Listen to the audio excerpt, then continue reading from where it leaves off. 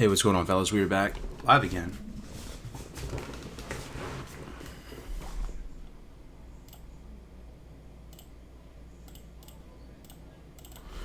Welcome back to the stream, everybody. Get a few more levels in here. I gotta leave in a few hours on a family trip. How may I aid you? I'm all packed up and everything. Greetings, traveler. And not feeling sleepy, you know, so thought I might hop back on the Druid for a little bit, get a little bit more wow in me before I take a break.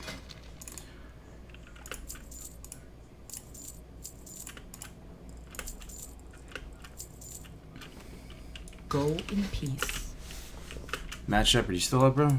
Loretta, you still up? Yeah, night stream. What's going on, everybody? Welcome back. Had a rough earlier stream in terms of progression on the character, which was unfortunate. I'm gonna turn off speedrun splits, dude. This shit's depressing me. We're just gonna do our best. I just realized I was gifted a sub. Was going to sub next payday. Thanks to whoever gifted it, though. Oh, that's what's up, Dunker. Good to see you, man. Traveler. Ooh, that's a nice upgrade. We're still using our starting zone robe? Damn. Ancestors watch. Scoop that up.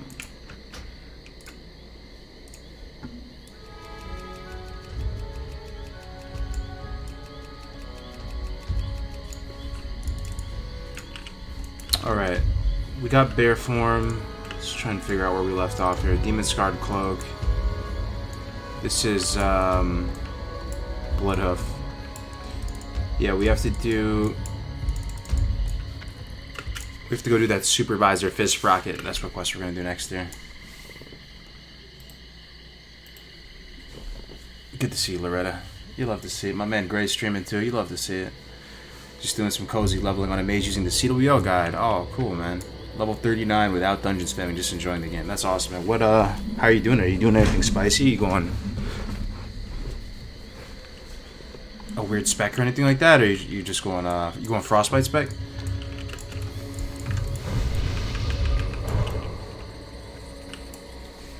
So good to see you. Yeah, same, Loretta, same. Yeah, so I'm going to Palm Springs, guys. I don't even know exactly where that is. I think it's somewhere near San Diego, though. It's down by it's past LA, I'm pretty sure. Let me go check.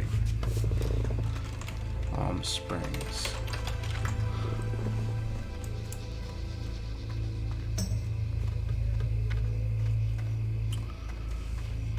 Oh, you know where it's at? It's right by where they do Coachella. Oh, okay. Damn, dude, it's pretty far. Let me see how far. Let me see how long the drive is tomorrow. What kind of drive are we facing down? Golly, 8 hours? Okay. It's gonna be one of those kind of days for me tomorrow, man. I'm living through other people's streams for a couple days. Get a little bit more chill in here. Staying healthy. My mill woke up with a sore throat and fever, bro. Very concerned. Calm me down a little with a chill stream. Oh, damn, dude. No, wait, you woke up with that, Aaron? Yo, what's going on? Question mark. Nah, just doing the boring old frost leveling mage, loving to have a 60 gold farmer, but wanting to level the right way until I get there. That's what's up. No traffic because of Corona. Now, that's actually true. There may be less traffic. I'm geared out tomorrow, man, to travel. Like, I have gloves, I have iPro. I might be a little dramatic, but I have my whole loadout, like, ready for tomorrow, man. I got everything. It's looking good for the trip. Be careful and stay safe. Hey, yo, I appreciate that, man. I appreciate that. I'll do my best. I'm wearing gloves, man. Fuck it. I'm wearing gloves, man. Yo, Ripper, good to see you in here, man. You still up? What time is it over there, man? Yo, over midnight, huh? Ripper, isn't that crazy what's going on with Neuro, though? I keep tuning into the news, man, and I keep seeing Neuro everywhere. I keep seeing New Rock City, the Metro North. It blows my mind that is the, you know, the epicenter of it all. On the east, at least. Crazy that the East Coast is getting it harder than us out here in the West. Drove from New York to Cali once. Now it's a drive. Oh yeah, that's definitely an iconic slice of America right there. Just you know, the American experience, making that drive. I'd love to do that someday. Yeah, I don't really know what to think about at this point. Hopefully it calms down soon. Yeah. For real. Yeah, we'll see what happens. Shame, it's good to see you, man. Yeah, doing a late night stream. I gotta leave in a few hours, guys. 5 a.m. 5 a.m. we take off. Going down to Palm Springs for a couple days for like a family reunion. We don't really do many family reunions. So this is the first one for us in a bunch of years. So it'll be cool seeing everybody. It'll be weird though. I'm kind of a hermit. I kind of just play WoW and stay inside a lot, so.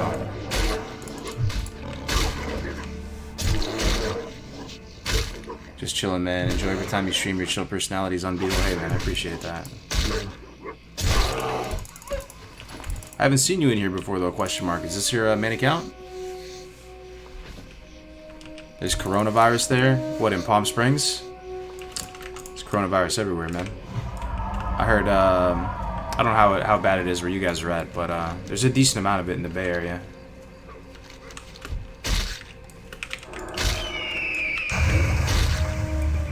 Zoom out a little bit.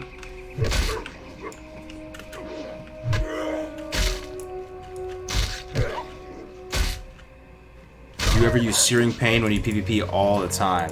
All the time. All the time. You use Searing Pain all the time in PvP, yeah. Definitely. It's really good for baiting out counter spells. Also, if you do just get your AF tree locked, it's something productive that you can do. It's just a nice little on-demand burst. It kind of slaps. Searing Pain slaps pretty hard.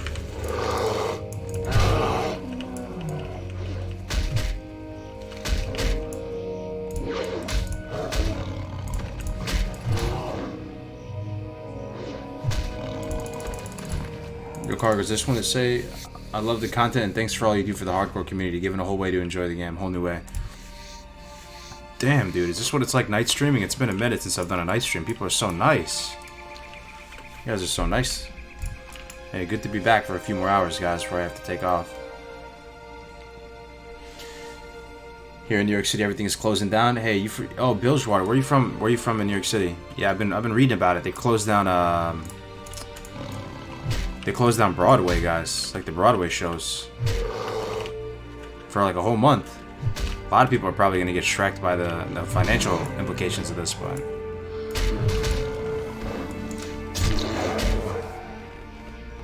What spec do you think is best for a 39 lock twink? Definitely not Destro, right? Because you get conflag at 40, so you can't really even go Destro. I would just say some sort of deep affliction. I would go definitely affliction actually, 39, because you don't have a soul link in demo. So what's the point of going demo? I would definitely go some sort of deep AF build for 39. It's a strange bracket to twinking as a warlock though, because you're almost at your big power spike. You're so close, but you're not quite there. So, is it your family or wife's family? It's my side of the fam. No, actually. So it's my mom's side of the family and my dad's side of the family both together. Which doesn't really happen too much, right? Because usually you'll do like a family gathering with one side of the family, right? Because sometimes the families on either side, they don't get along. Ours get along okay. But that's why we haven't done something like this in forever. Ripped. Oh yeah, March Madness.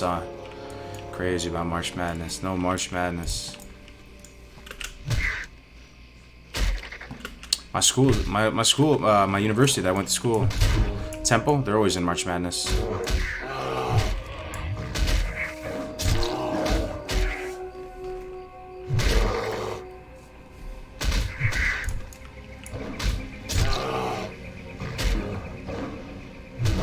Night stream is where the chill lads and lasses are at, man. Yeah, apparently. It's good to be back for a few hours, man. Watching Gray's stream kind of made me want to stream. Get a few more squeeze a few hours in before I have to leave the stream fam for a little bit.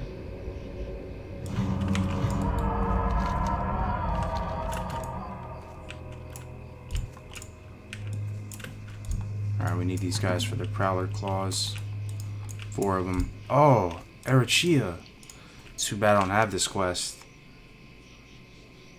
Damn. That would have been clutch to kill Erachia right there.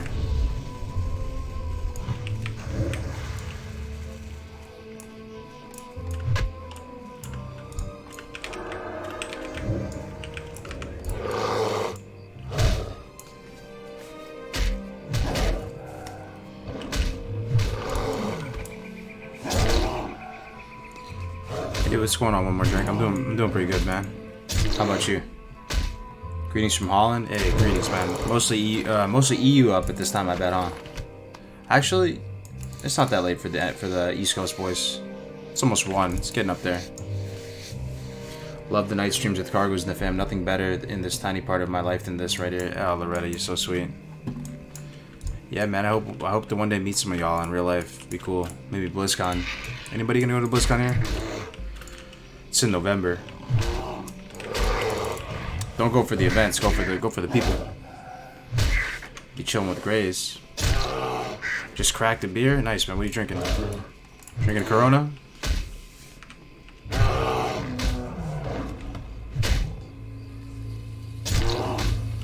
I hope to meet you one day. Ripper, I'm gonna be in Philly on the 17th. Might swing up to New York. I don't know.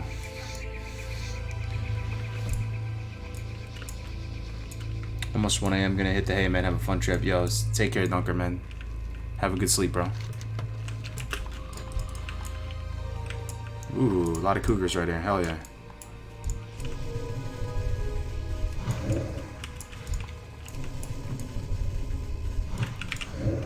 Yo, I might be able to play. I don't know. Probably not, though. Oh, snap. 0-3. Oh, we should be alright. This guy's going down right now. We have Stomp.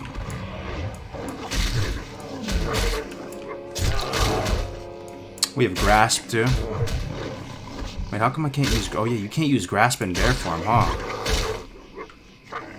You really can't use Grasp in bear form? Huh. In TBC, you can. You can't use Grasp in bear form, huh?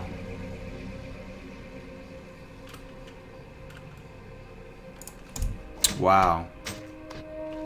How come I swear you can, man. You can't use Grasp in bear form for real? So I need to cancel form for Nature's Grasp. You can use it and definitely in TBC you can.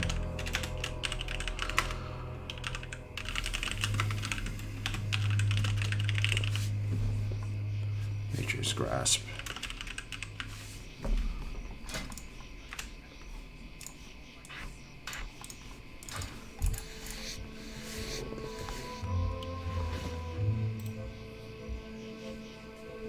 Are you planning on staying Horde for TBC? Probably, man. Honestly, probably. Because you know why? The classes that I want to play, they perform amazing and they look amazing in TBC. So the classes I want to play in TBC are pretty much 3: Druid, Warlock, and Hunter. Those are the classes I want to play in TBC. Because I love the way they play. I really do. And on the Warlock side, Warlock is what I'm leaning towards, right? But the Alliance, the Warlock options are kind of scuffed, man. All you can play on the Alliance is Human or Gnome. And I could probably play a Gnome as an alt, but there is no situation that I will ever find myself. There's no way I will ever play a Gnome as a main. So that is just 100% non-starter. Zero, like, just doesn't even move. Non-starter. Not playing Gnome. And then Human, it is a little better in TBC. In Vanilla, you get a lot of hate if you play a Human caster, because it's pretty cut and, like, the ratios are too strong of Gnome and the ratios are too weak on Human that you kind of become a meme. In TBC, it's not as bad because you have Arena, right? So Perception is pretty okay. And honestly, the rep bonus is nice in TBC. There's a lot of reputations. But even still, you're still kind of a meme. So then I think about Orc Warlock. Orc Warlock just looks so sick. And SLSL just sounds amazing. And then I'm playing a Night Elf Druid right now on the TBC server. No, War Stomp feels pretty scuffed.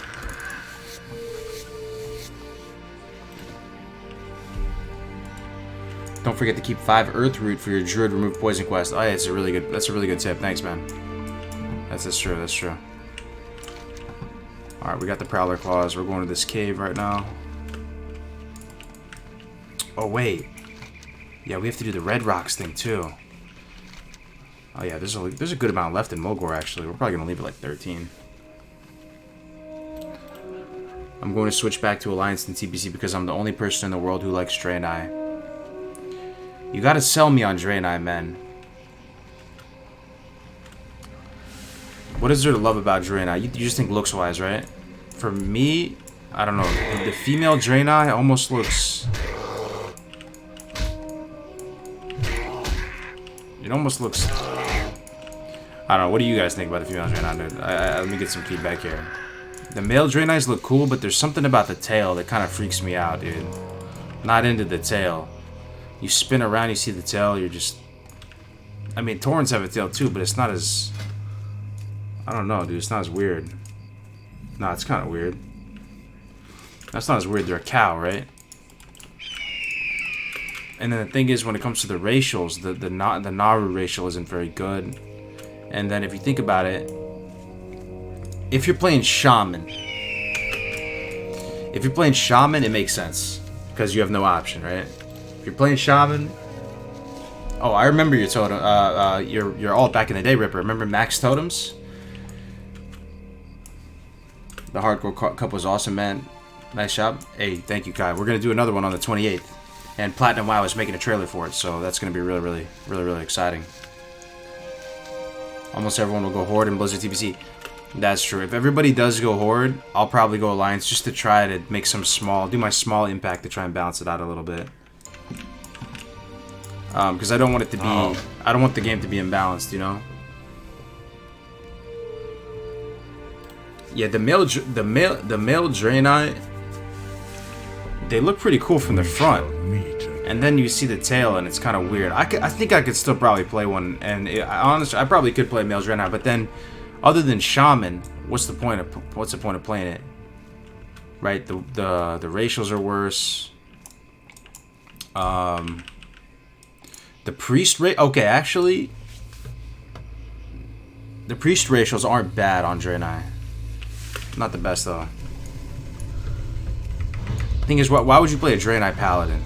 Let's break that down. I see a lot of Draenei Paladin on the TBC server, and I don't know, man. Very suspect. Very suspect, man.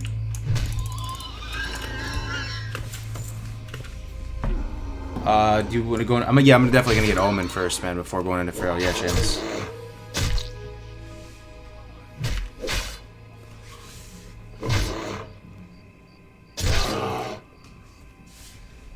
Oh, you're gonna be there? You're gonna compete, Kaimek? That's what's up, man. That's awesome news.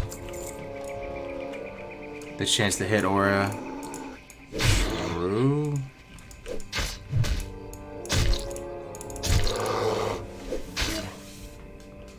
What, the Dwarf Priest racial? I mean, I know one of them.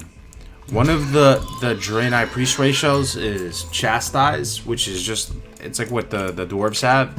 The Dwarves are honestly the best race in TBC for Priest. How crazy is that? Dwarf Priest is the best in TBC.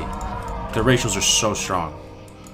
They have Chastise, they have Divine Prayer, and they have Stone Form. So good. Draenei, I know they have Chastise, but I don't know what the other one is. I don't think it's Divine Prayer. The heal is super underwhelming, yeah, for the Gift of Naru, yeah. There is something kind of off-putting about the female Draenei, though. Like someone said in the chat, like they look really like hot and stuff. I don't know. It's just something about imagining some sweaty dude, some sweaty gremlin somewhere on the freaking, somewhere out there playing some female Draenei. It just, oh dude, it's just kind of the anti-Draen. I like Draenei and plate gear. Oh shit, Crix is in here, bro, with the $20. Dude, that is a huge donation. Thank you, Crix. Crix goes OD, man, with the 20. Thank you, man. Yo, I was watching your stream earlier, man. Congrats on the 24-hour stream. I never achieved that. That's a long time. I can't believe you actually did it, man. Congrats. 24-hour stream. It's female Draenei. I'll be a sweaty neckbeard. That's what I'm saying, though.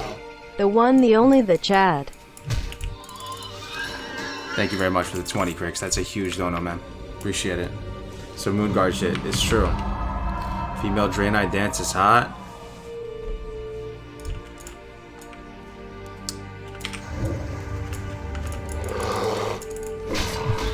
I don't know what to say, man. I don't know what to say. I don't know what to say. There's something. Every time I say a female Draenei, I just imagine some Smeagol ass. I don't know, man. I don't know. The chat. Oh god. Man, you're still going? You're still playing Cricks? No way.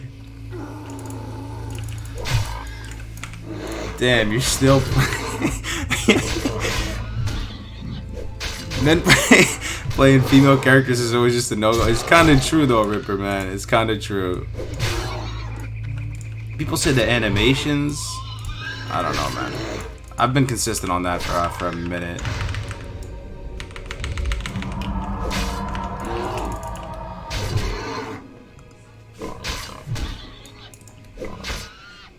I'll be a damn Smeagol. Space goats. I also hate hooves and not being able to see boots.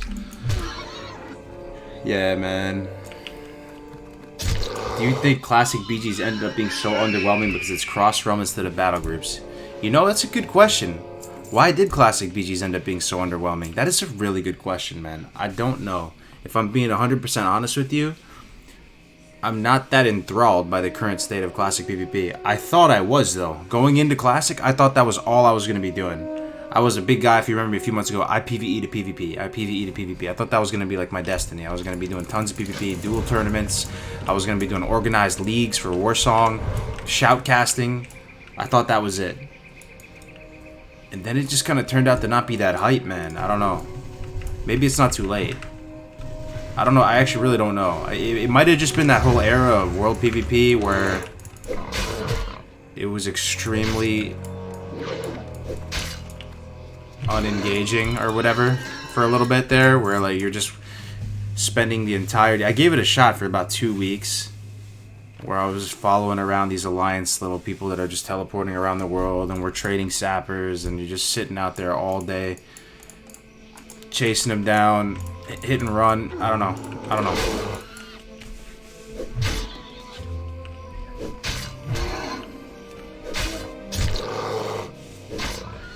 Twink PvP? Yeah, no, I was actually having a lot of fun with the Twink PvP.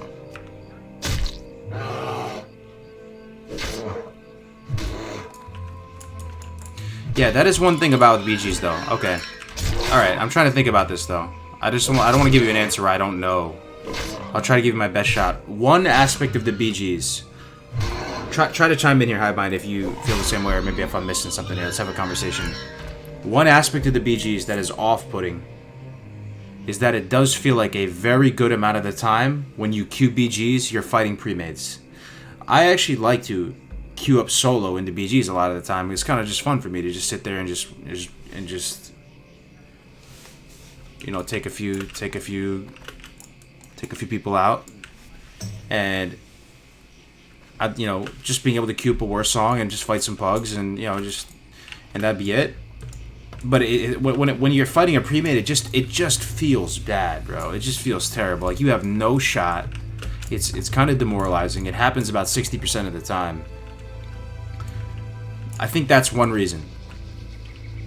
And I was just about to say that, Matt B. If they implemented a solo queue for BGs, that would be a change. But I could see some merit in doing it. I'm still no changes, don't worry. But solo queue would make me personally, if Blizzard did do that, I might get back into BGs.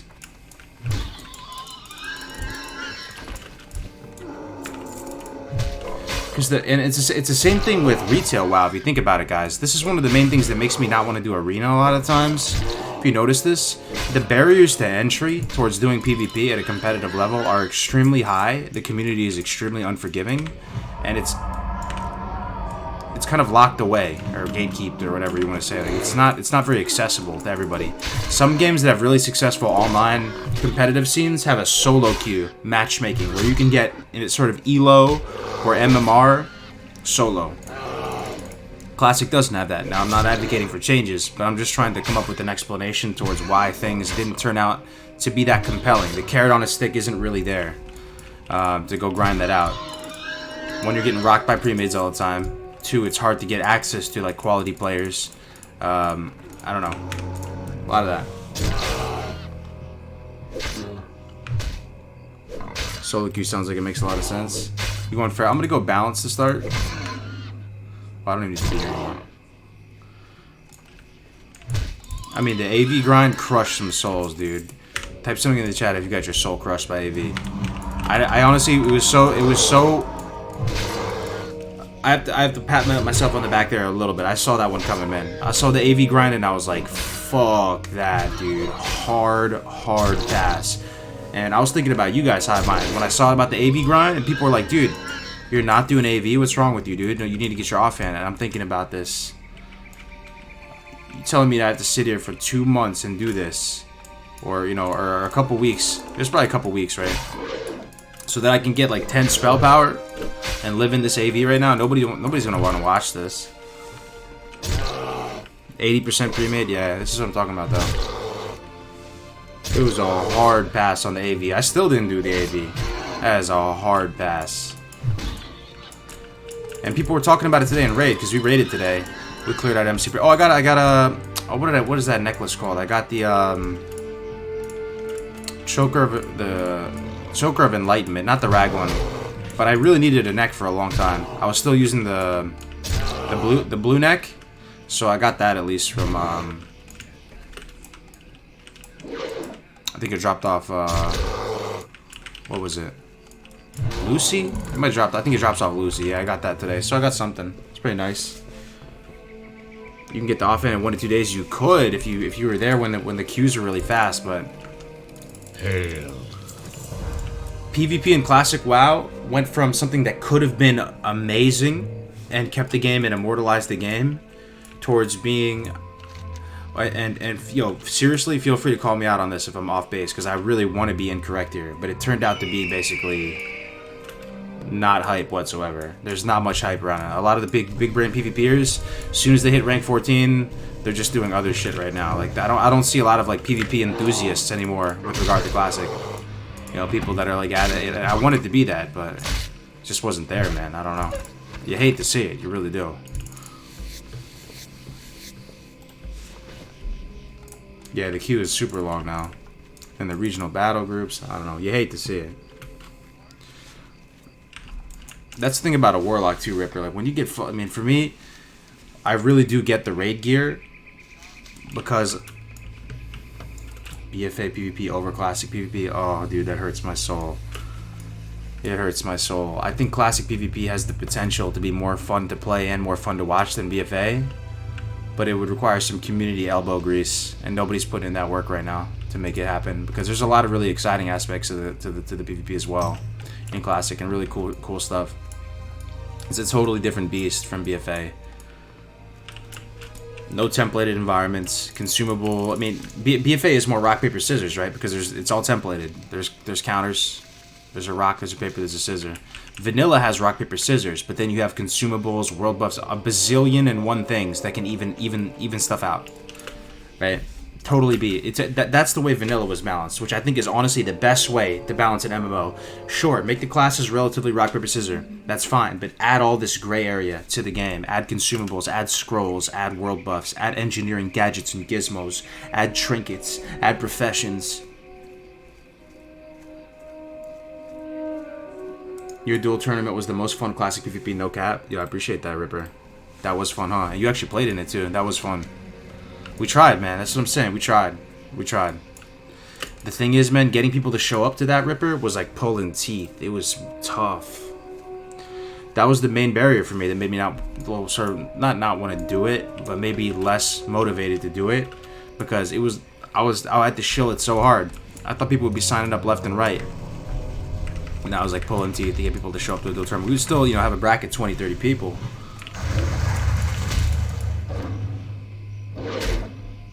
I found the death of your last druid. Now I understand why you aren't linking it. What do you mean finished? I'm not embarrassed by it or anything like that. Not at all.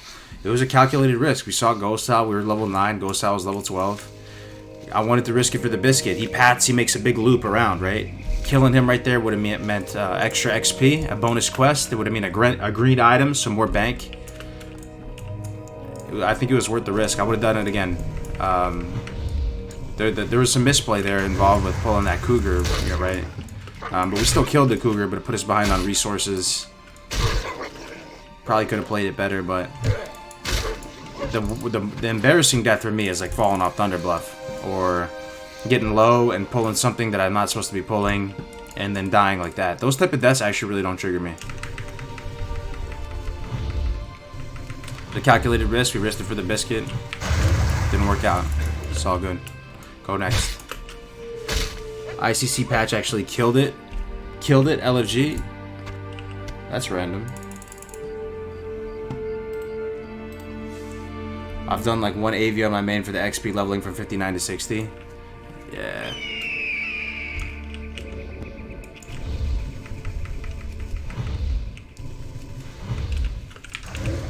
I just think there's a lot of lessons to be learned with Classic, moving into TBC and stuff, or just moving into...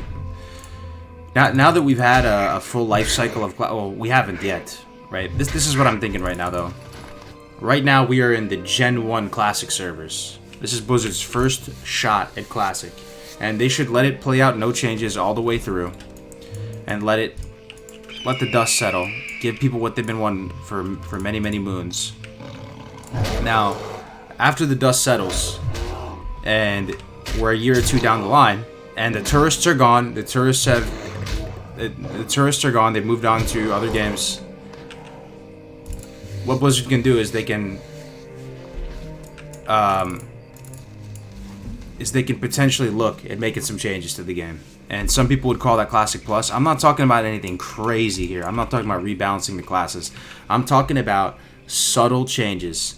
Things like reducing the XP gained when you have a 60. These are like changes, but no changes. How do I even describe it? What is that? How do we elegantly explain it? It's like a no change change. See what I'm saying? Because the changes that are going to trigger people, that are going to trigger the no changes community, are changes to class balance. Are going to be changes to let's see, raid difficulties. Are going to be changes to, you know, putting in an LFG, looking for group finder, stuff that actually messes with the social fabric of the game, right? Like things that have implications there. Changing the amount of XP you get from having a 60 in the party will not trigger anyone. I mean, who's going to get triggered by that? The mages that are selling boosts?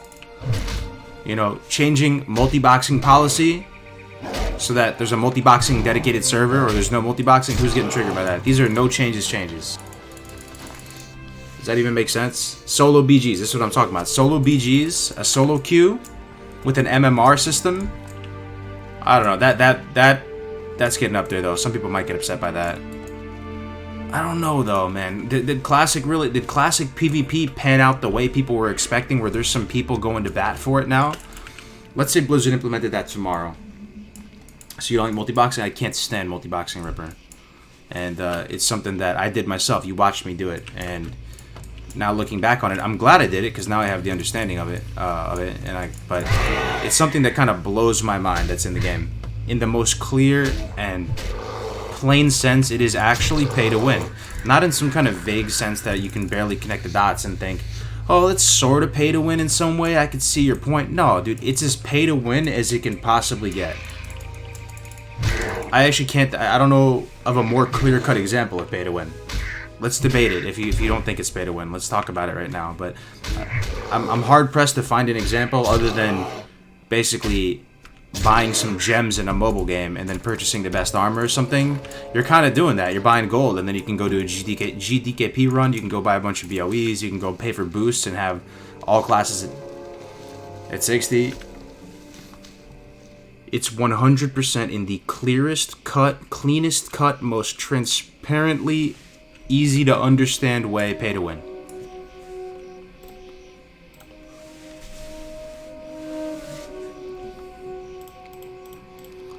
Well, I've played MMOs where you can buy cosmetic items from the shop and sell them on the auction house. Yeah, I mean, that's something too. I'm just saying, it matters what you can do with the currency. More pay to win would be buying raid gear with WoW tokens from a vending machine. Yeah, that's true. If there's an NPC vendoring gear, that might be more pay to win. For sure. I like that. I like that. That's a good thought. But I'm just saying, gold will accelerate everything in this game. Everything. Every aspect of the game. With a little bit of creativity, you can accelerate everything in the game. You can do anything you want. It's just like real life. Real life is kind of pay to win too, right? So we've memed throughout that before. That actually is a very immersive and realistic experience. But I watched that Tips Out video, and I don't really see eye to eye with Tips Out on everything, right? And I don't think you see eye to eye with anybody on everything. But he was getting a lot of flack. People were saying, Tips, what are you talking about? Like, there's only a few BOEs. There's only a few BOEs that are going to be affected by this. Like, getting a Lionheart helm doesn't make the game pay to win. It's not about getting the Lionheart helm.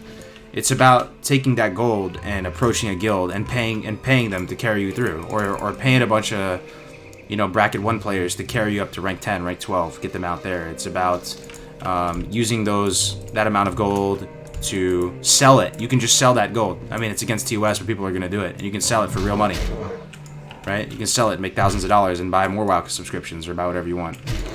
There's so many clear problems with multi-boxing that it actually blows my mind that it is allowed. It actually blows my mind.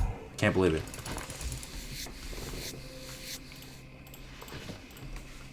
Pay to win.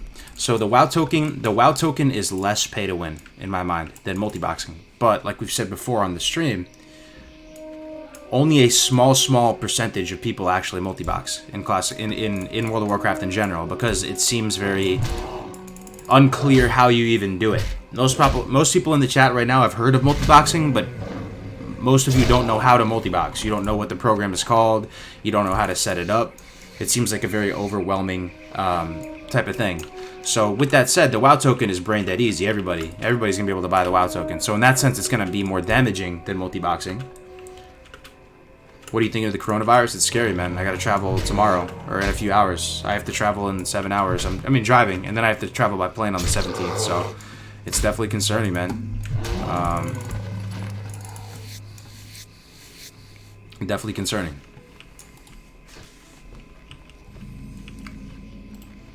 Hits close to home. Multi-boxing at least takes effort. Does it though? Does multi-boxing... it does take effort. Sure, it takes effort, but I'm not saying it's not as high skill cap as people make it seem. Where are you flying to? I'm flying to Philly. On the 17th. So Philly doesn't seem too affected. It's not like I'm flying to New York. I'm usually always flying to New York because I'm from there. I have some family and friends there in New York. I always visit New York, but... I think if I get the coronavirus, I'm gonna be fine. I'm gonna survive it. Like, I don't think I have a weak immune system or anything like that. But there are other things that bother me. Like, the airlines right now are taking a massive L. Apparently they have less business. They have basically the same type of business as the post 9/11 era. So what concerns me is they could be cutting corners in terms of safety. Honestly. Because they have less flights, they have less people, less personnel, they're less capitalized, so they could be cutting corners on safety. That means less safe flights, less flights in general, less security going through TSA. These are things that are real considerations. The other aspect is, potential other side effects of corona and stuff that people don't immediately see within the first week or two of having them. Like, I don't understand viruses well enough, but you never know. Like, it could affect you in other ways that are intangible, or you would see down the line. These are all things that are concerning. Some airlines will go bankrupt. They're probably quickly going bankrupt right now as we speak. So that's what I'm saying.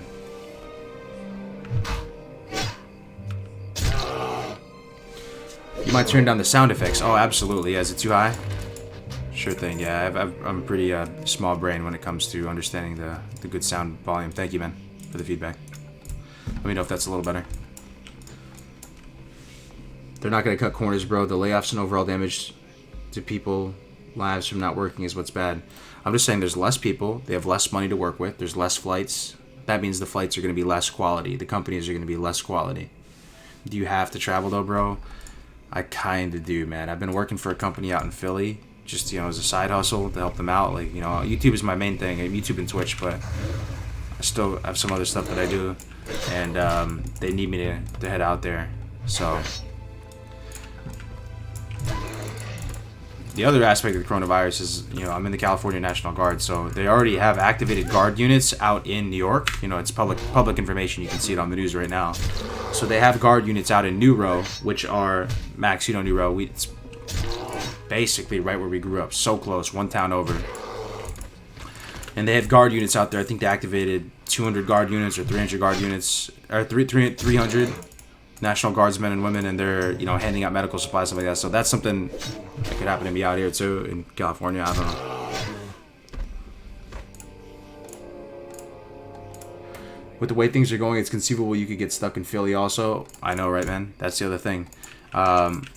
When Trump made that address the other day, he wasn't ruling out the idea of doing domestic bans on travel. So me being stuck in Philly, I could make it work, right? But I'm concerned about my dogs, man. What if I get stuck there and I can't get back to my dogs?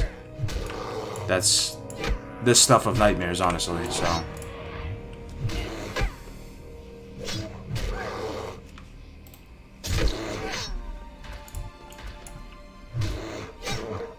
they shouldn't need anyone to travel anywhere. Yeah, I mean, they pay me by month though, and they I don't know. I mean, I probably could cancel with them, but it'd be a bad look, right? It'd be a bad look. 6.5 DPS. Ooh, this mace is good. Use that.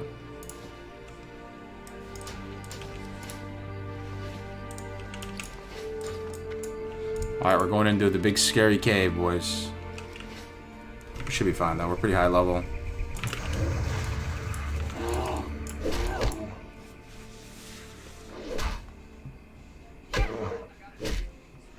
I just had a 6-week vacation, LA to New York, road trip, flew home Wednesday, and now in quarantine. Damn, dude.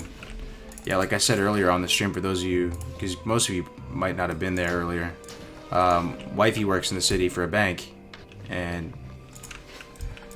a lot of banks and stuff in San Francisco are pretty much mandating that their employees stay home for at least 30 days.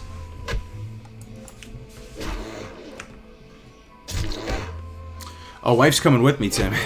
It's funny how you're more worried about your dogs. No. My wife's wife is coming with me out to Philly. Ooh, that's a green. It looks like we can use 181 spirit. Don't mind if I do. Go ahead and scoop that up real quick. Looks really nice. Primal leggings of the owl. Look at my big bare butt right there. Oh, yikes. Let me switch that around. Sorry about that.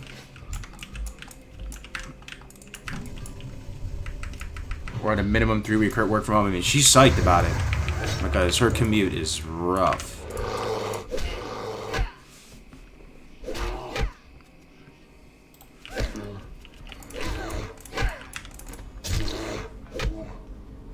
Seen Turdia's wife got coronavirus. Who's that? Who's Turdia? Why are you working out at Philly at all? I mean, hey man, you got to keep the lights on, right? I mean, it's just I'm appreciative of all of it. It's a good opportunity, pretty much.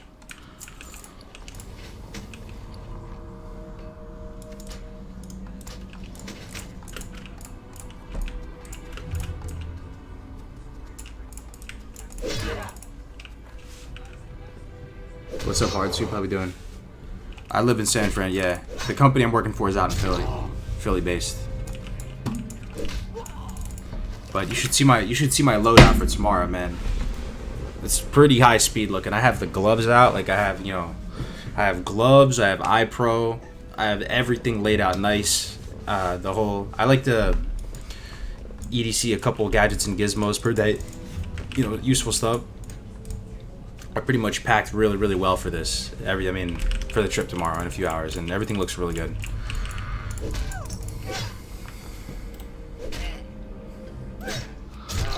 Oh, Canada's Prime Minister got coronavirus. Oh, damn. That's crazy. Yeah, a lot of schools canceling. Scary stuff. Boomer Cargo's acting like a dad. Hey, man, I will be soon, hopefully. We're going to be trying to have kids soon. Next couple months probably. I'm gonna start the process of actually going for it.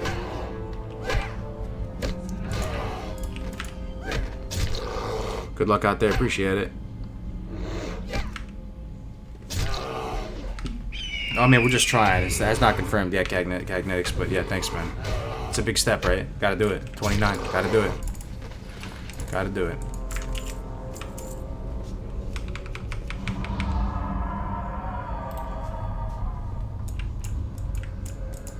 About to level up and have a kid? Yeah, man. It's about that time. Punch that time card.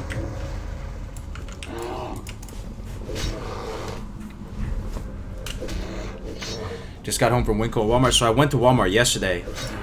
Around this, no, a little bit later. So I went to Walmart yesterday around midnight.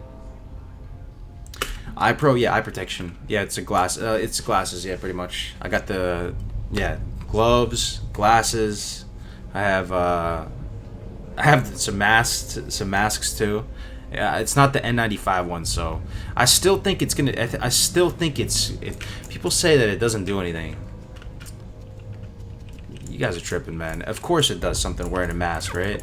Of course it does. Even if it's not the, even if it's not necessarily the coronavirus that you're protecting against, it's just keeping you away from other germs too. Like there could just be common cold or just the other flu, right? It's just keeping germs away from, you know, an area that could, you know, take in harmful shit, man. It's your mouth, right? Get some particles flying through the air or whatever. I don't know. How old are you? I'm 29, witness. Turning 30 in the end of December of this year.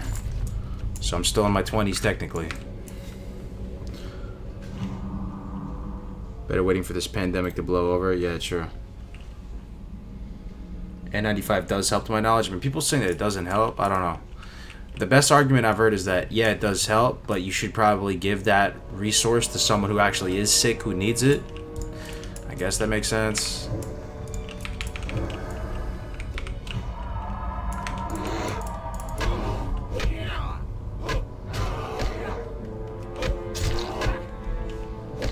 I mean, people wear masks, though. People wear masks, like in Asia, they wear masks even without any of this virus. So they just, when they travel, you ever saw Asian people at the airport, right? They have the mask on, even without the whole virus. That's just the best practice. Like not even if they're traveling, they're just walking through the city. They're on a subway. In New York, you see it all the time. You know, some people from China or something, they get on the subway and they have the mask on. What are you gonna do? A Bay Area meetup? I would love to, honestly. Do like a monthly thing, you know, just at a local bar or something. I would love to. Ishii did nothing wrong with the 100 bits reading the obesity code by Jason Fung. Very recommend much. Thank Joy. You're reading that, right? Jason Fung will change your life. Absolutely. I'm so glad you're reading that, man. Is that a cave? A mine? Yeah, this is a mine that we're in right now.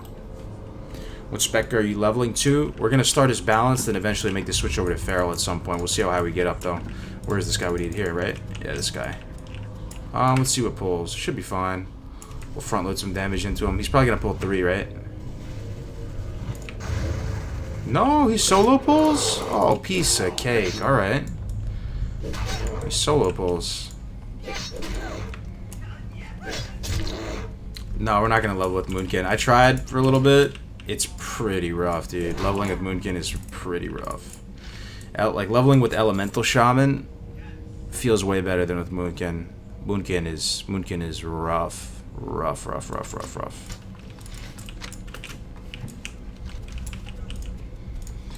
Alright, we're done with here already. Nice. Oh, we have 2 talent points too. We'll put him in the Wrath. Actually...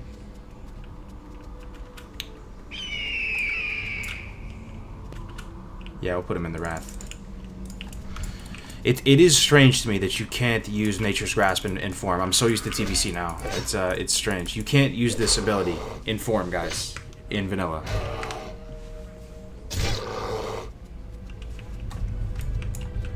Oh shit. They do it so that because they're sick and they don't want to get others sick. I don't know, man. I'm just trying to use common sense here. You're telling me that putting on a mask that's protecting one of your vulnerable orifices that is able to intake lots of bad germs, viruses, whatever. Putting a physical barrier that's cleaned there is not going to protect you from getting a flu or a cold or whatever. I'm not exactly a rocket scientist, but I feel like that would definitely protect you. Oh man, yikes. I used too much mana. Nah, we're fine. How much mana in spirit form? Oh,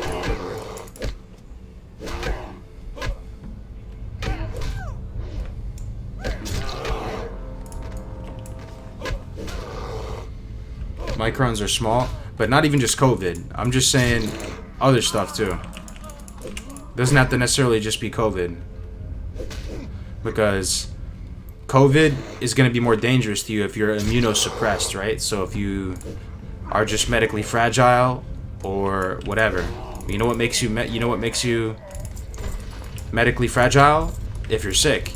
If you're sick, your immune system is down, right? So like even just getting a different type of illness or ailment.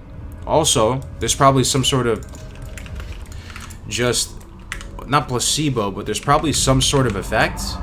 When you're wearing a mask, it puts you in the right mindset of being health conscious, I would imagine. Mask doesn't provide a seal. It would probably prevent you from touching your lips, though, or licking your lips, because you have the mask on, right? It probably will keep your lips moist, more moist. I don't know, if you're wearing a mask, you're going to be very much mindful. Be very, very mindful of, your surroundings and stuff, You're not exactly comfortable if you're wearing one of those things, so.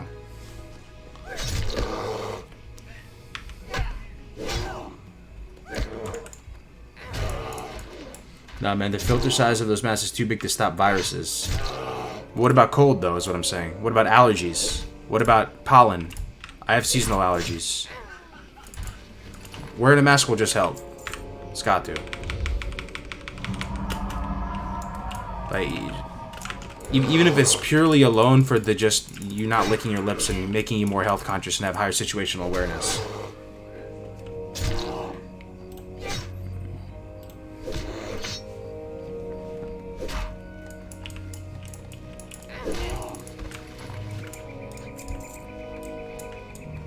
The mask stops germs from getting out more than getting in. It's meant for doctors and nurses so they don't infect people who have weak immune systems. I don't know. There's a lot of implications to the mask, though. Wearing a mask will probably posture check everybody around you to be mindful of their own germs and stuff. Wearing a mask will probably signal to other people, oh, I'm sick. This guy or woman or whatever is clearly, health-minded. Should be a little bit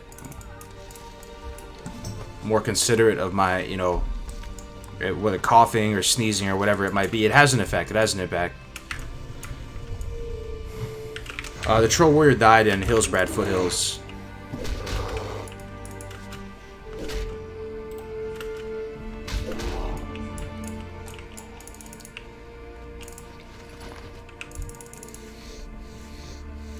A mask isn't surefire in any sense, but any barrier in front of your face and nose is going to provide some help. That's kind of where I'm at with it, man.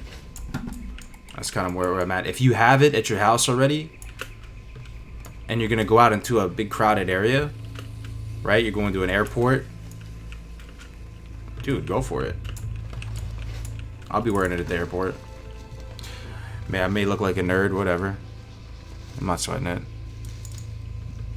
Oh, we need the Earth Root, right? Okay. I may look like a big dork, but it's fine. Is Broken Tooth worth the fuss if you're not PvPing? No, I would say no. Even a cat with the slowest attack speed is gonna do the same amount of damage.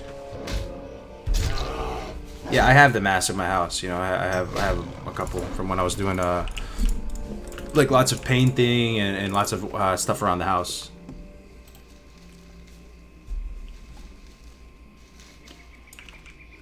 Our mask or surgical mask protects others from you. A respirator N95 protects you from others. So I don't think I have an N95. I might. I don't know. It has some kind of filter on it. But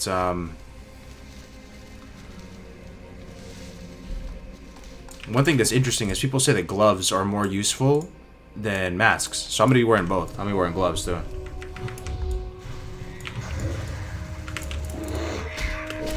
I may show up to the airport in full mop gear, dude. Mop level 6. Looking like a damn Star Trooper or whatever.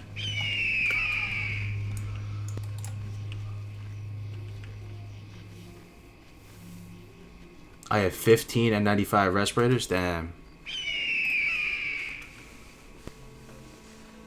If you have a net and the holes are too big to catch a frog, the frog is just going to go right through the net. Same thing with the mask. The holes are too big to filter out the coronavirus. Yeah, I'm just saying, it'll protect you against other stuff.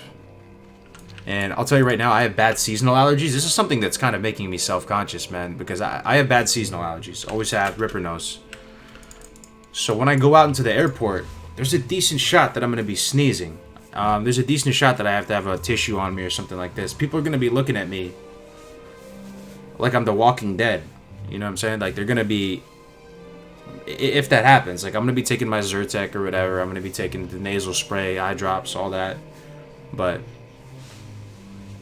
if I'm on the plane and I sneeze, you already know everybody's going to be hyper aware around you. Like, this guy's coronavirus, this guy's coronavirus, this guy's coronavirus.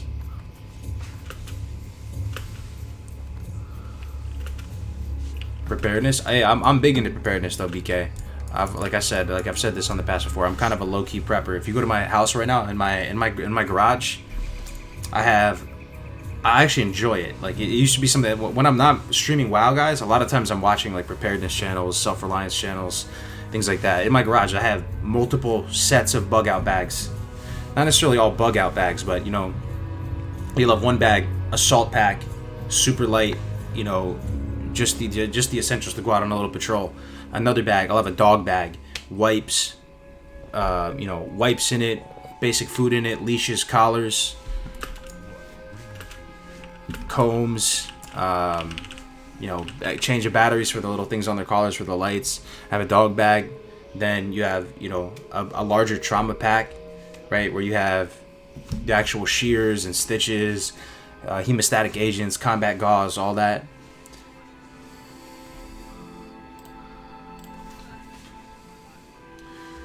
You have... I've always had severe allergies, Amber Dim. Yeah, I went to an allergist one time. I mean, I've always just dealt with it, though. You know, I went to this allergist one time, and she laid me down on the table, and she took all these little samples of pollen, and she put them on my back, and she was like, all right, we're going to see which ones you react to.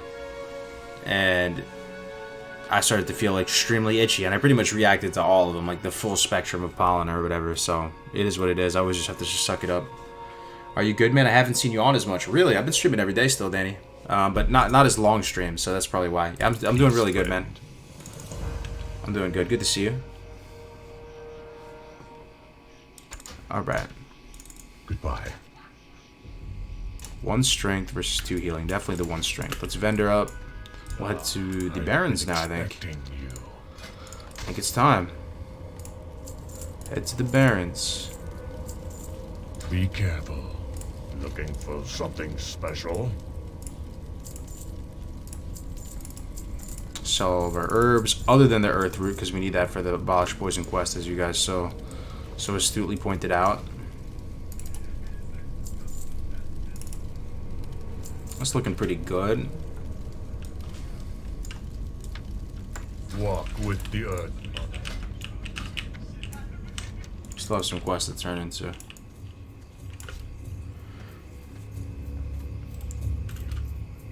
I know the Allergy Life fam. Hell yeah, Seamus. It's rough. It's rough.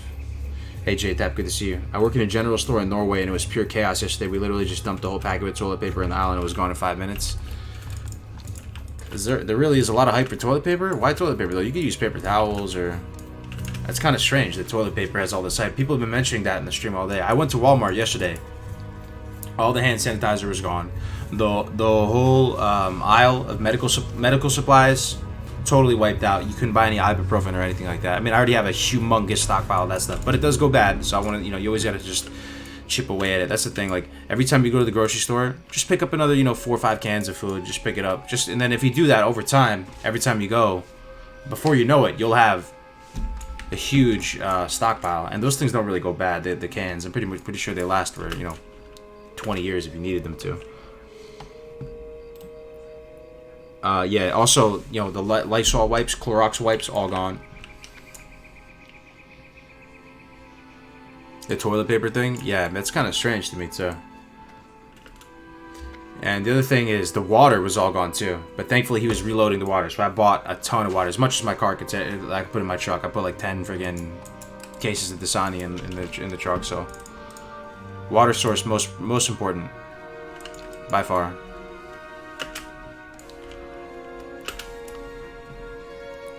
But I really like preparedness, man. It's really fun. It makes you feel good about things when you're more prepared. I have a Jeep monkey. I got a black Jeep. Do you think it's gonna be getting worse with the coronavirus? I think most of these CDC experts and stuff. I saw that old dude who did that. Whatchamacallit? He's sitting in that big conference room type thing, and giving the talk with the whole high council or whatever. And he was saying that we're just at the very beginning of it. I don't think it's the end of the world or anything like that, but this is good practice, man. At very worst, this is good practice. This is a good posture check. Did you have water? Did you have the ability to filter water? Did you have a generator? Right now, that's my biggest pain point right now with my whole setup. I don't have a generator. I have multiple ways to generate energy right now. I have these flex panels, solar panels, that fold out. They're bulletproof, waterproof. I can set them out. I can put them out on a picnic table or whatever, and they'll be able to, charge a laptop, charge. They work extremely well. When you have a kid, what kind of effect will that have on your preparedness? I wouldn't feel comfortable bringing a kid into the world if I didn't feel like I could do my very best or have a good shot at holding it down for the family, right? Of knowing the basics of, like survival basics, even home improvement type basics. So I feel good at this point, though. And I feel confident in my ability to safeguard a life.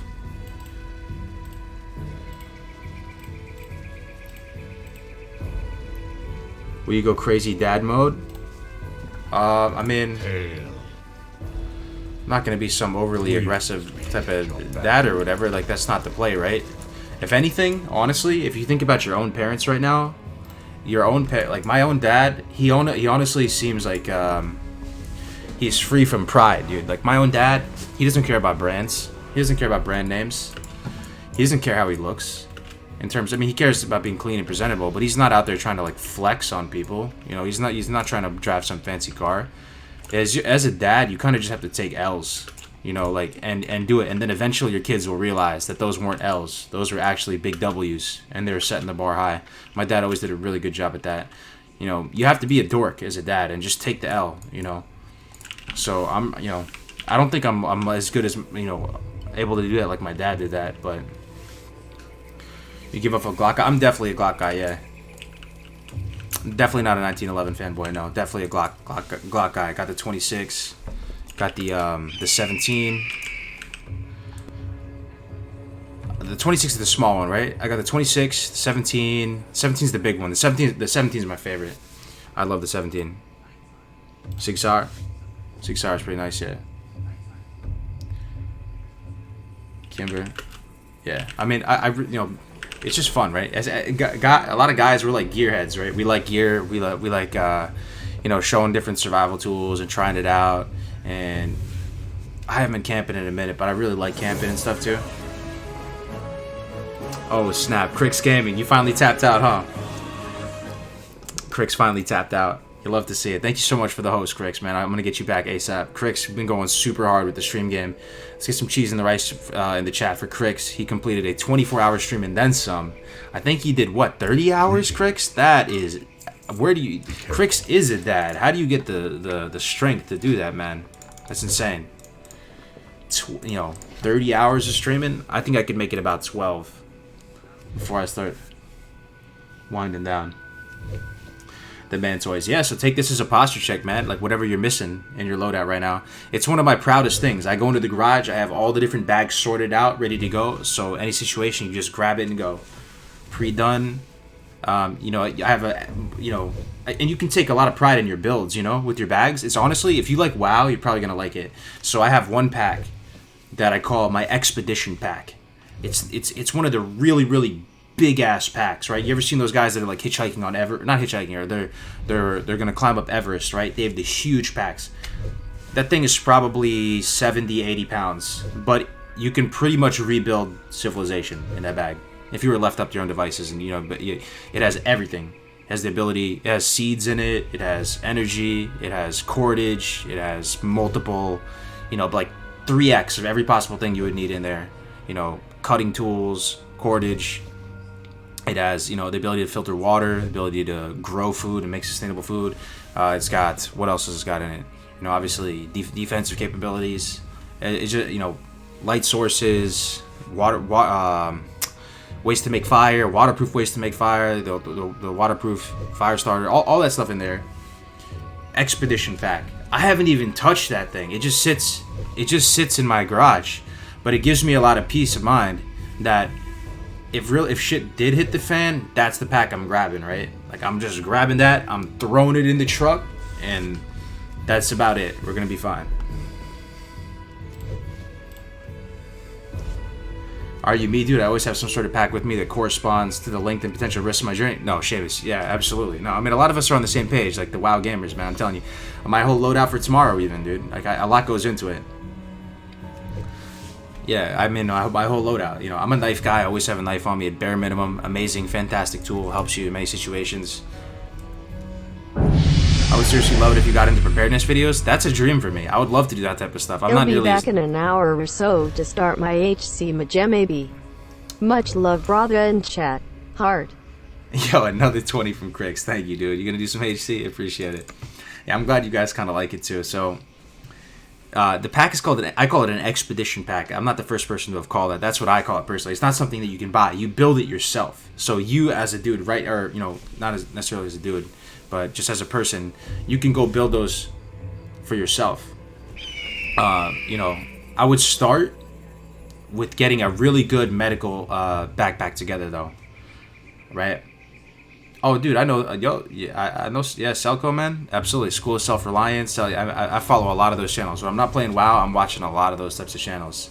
So get a good like trauma pack with some actual decent medical supplies in it, because anything you get, if you just go to the store right now and buy some med kit, there's really not a lot in there, honestly. Like, what's gonna happen? You take a gunshot wound, or get into a crash in the car. None of that stuff is gonna save you in that medical bag. So that's probably the order of operations right there. Get a really nice, like, sort of build a really nice medical bag, right?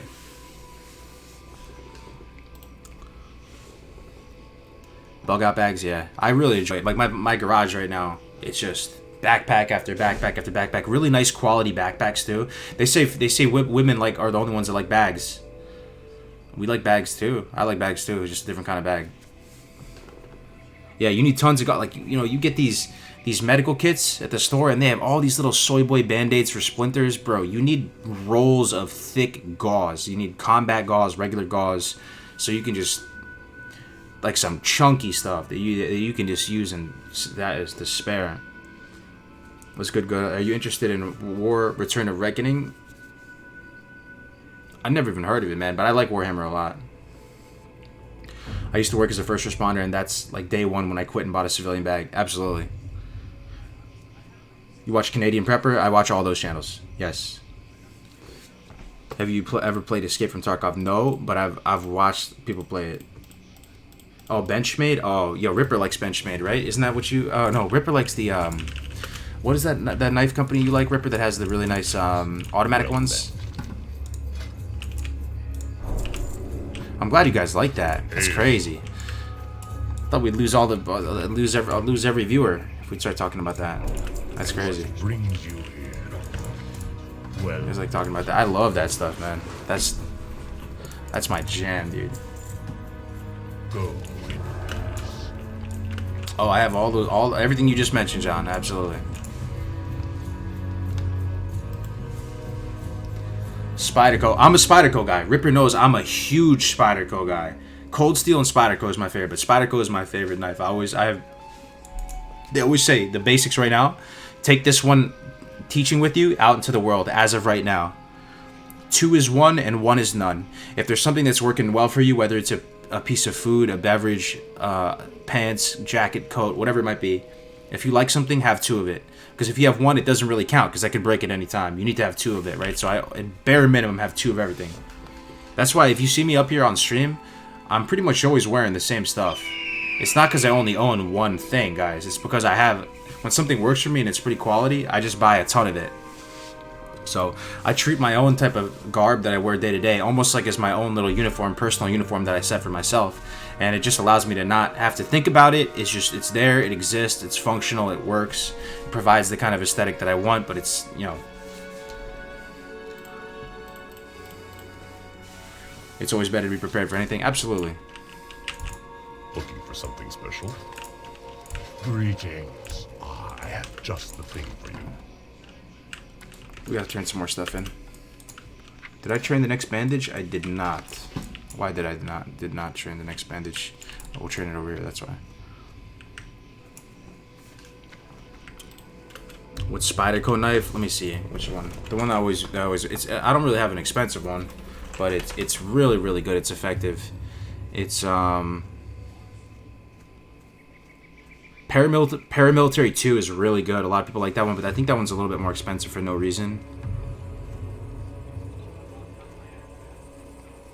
The one I have is, I think it's the Endura. Yeah, the Endura 4. It's like 87 bucks. It's not very expensive. Very, very, very good quality knife. Endura 4, yeah. I mean, I probably have the Endura 3 or whatever it is, because the Endura 4, it's, I mean, I've used the Endura for many years. Very good one, yeah. Absolutely. How may I aid you? Paramilitary 2 is the most expensive one, I think, and people like that one. It's like their flagship. How's the Druid been treating you? It's been fun, man. I wonder how many people will start being more conscious about being prepped for a crisis. Hopefully a good amount more, man. This is an excellent stress test for how nations respond to crisis scenarios. I could not have thought of a more elegant way of explaining it. Absolutely, dude. John Smith, amazing posture check, stress test. You can check your gear right now. Check your house right now. Did you have food? Did you have enough water or food to last for a month or 2? Did you have, you know, ability to filter water and, you know, or create your own food? Probably 90% of people know. Do you have a location, or do you have some sort of plan in place that if something were to happen that you could go bug out to a location? Do you have, you know, a plan for this type of stuff? A lot of people would say no.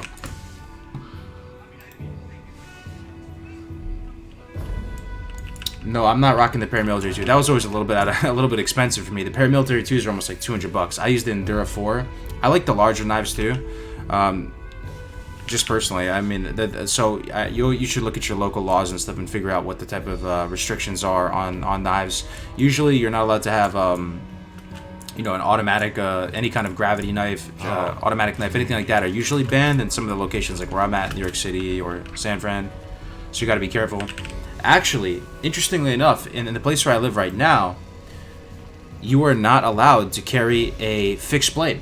Fixed blade knives, not allowed. Unless it's under like 2 inches or something like that, which is seriously strange, right? You're allowed to have a folder, like a 7-inch blade folder or something like that, but you can't have a fixed blade. Very strange. Very strange. So yeah, look that stuff up where you guys are from. Go in peace.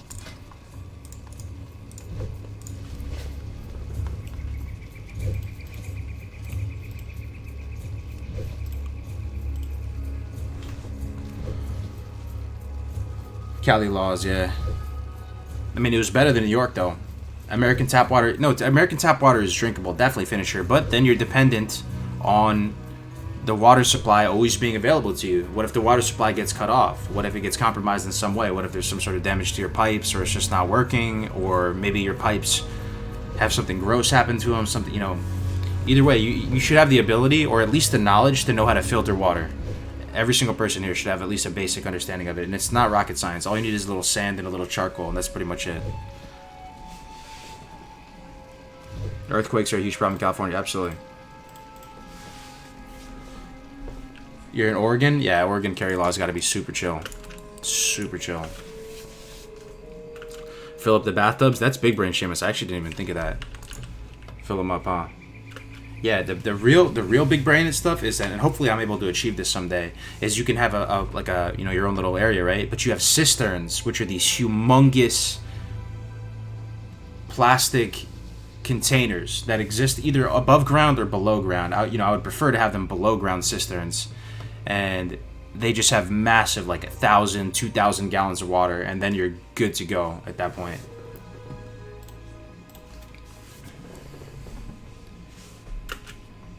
What do you do with the sand and charcoal? Very, very simple, Adam. What do you think you do with it? So you get the sand, you get the charcoal, you just create some layers out of it.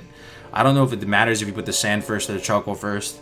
Pick a water bottle, get something, cheesecloth, whatever it is, pass the water through the sand and the charcoal and let it drain out through the bottom, and do it a couple times. And you basically want to go build a little, you want to make it go from more coarse first to finer at the bottom. Right, so you want to have the chunkier stuff, like maybe you put some pebbles at the top, right? Some larger granulated pebbles to get all the big stuff. And then the next level is a little bit finer, maybe some sand or some pea gravel or something like that. And the pea gravel will probably go on the top. And then at the bottom, you're going to put the charcoal. And you just pass the water through it, and then you can boil it after. I would probably, just to be safe, I would pass it through a bunch of times and then boil it, and then you should be good to drink it. Can you just boil it? No. You can't just boil it. Would you be able to go self-sufficient? I feel like I could. No, coarse on the top, fine on the bottom. You want it to like go through layers, like levels of oh, I gotta turn this in. Yeah, there's lots of videos for it and stuff. But yeah, if you boil it, you're not going to get rid of everything that could hurt you.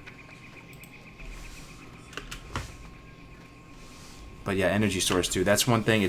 I'm honestly embarrassed from the bottom of my heart that I don't have a generator right now. Truly and deeply embarrassed. I really need a generator. I just got to man up and buy a generator. It's actually sad that I don't have a generator. And I'm guessing a lot of you guys don't have generators because they're kind of expensive. But you really should buy one, man.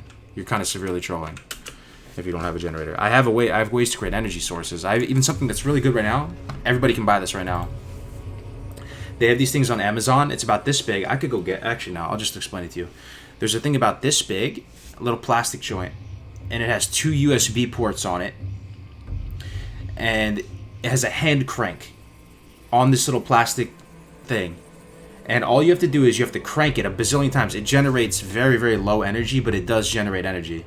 And you're able to charge a phone on it. It's a simple little plastic thing you just keep in your, your wife, you can just keep in her purse, or you just keep in your glove box or whatever, and you can generate a charge from that with your own physical strength. Big brain. I know that blew some people's minds. No generator either, but my family does, and they're at my bug out location. That's what's up. You can't boil the water and catch the condensation and collect it in a bottle drink? Oh, you could do that. That's different. I'm just saying, some people would think you boil the water and then that's it, and it's totally sterile. At least get the hand crank, though. And then they have these solar panels, like I said. You can buy them. They're flex panels, waterproof, bulletproof. You keep them in a backpack. And they're only like $100 to $200.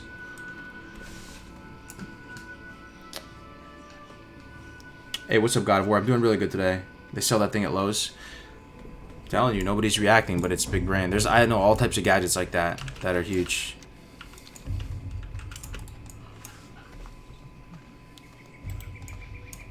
And yeah.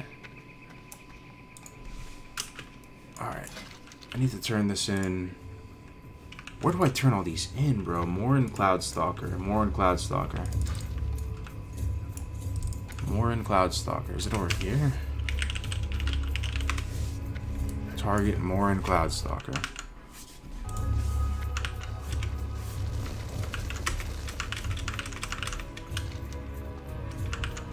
More in Cloudstalker at Bloodhill Village. Not here. It's gotta be in this hut, man.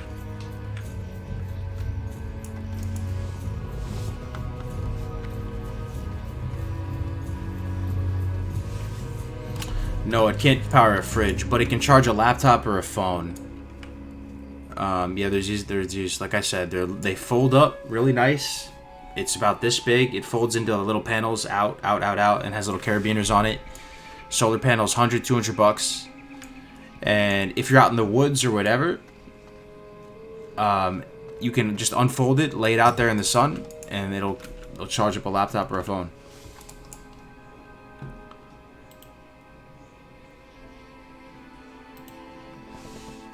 Did you get a chance to see the CNC remastered trailer? No, I did not, man. I did not.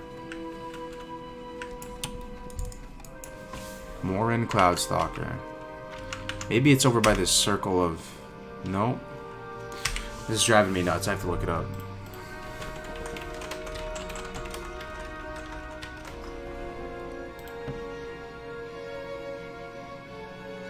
Oh, it's the pads. Oh.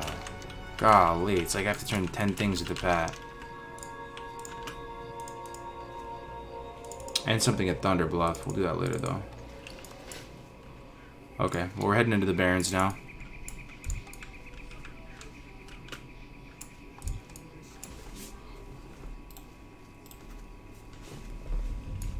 You're legally required to stay home if you catch it.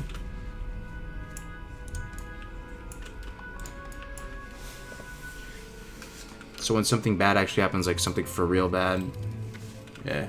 Yeah, he's the guy that bats, yeah. Yeah, like I said, I mean, that guy said it really good. It's a good stress test, good posture check. And the overreaction, I do agree with you. I think an overreaction is better than an underreaction, right? Because the overreaction is going to actually help address it and make it become less of a deal.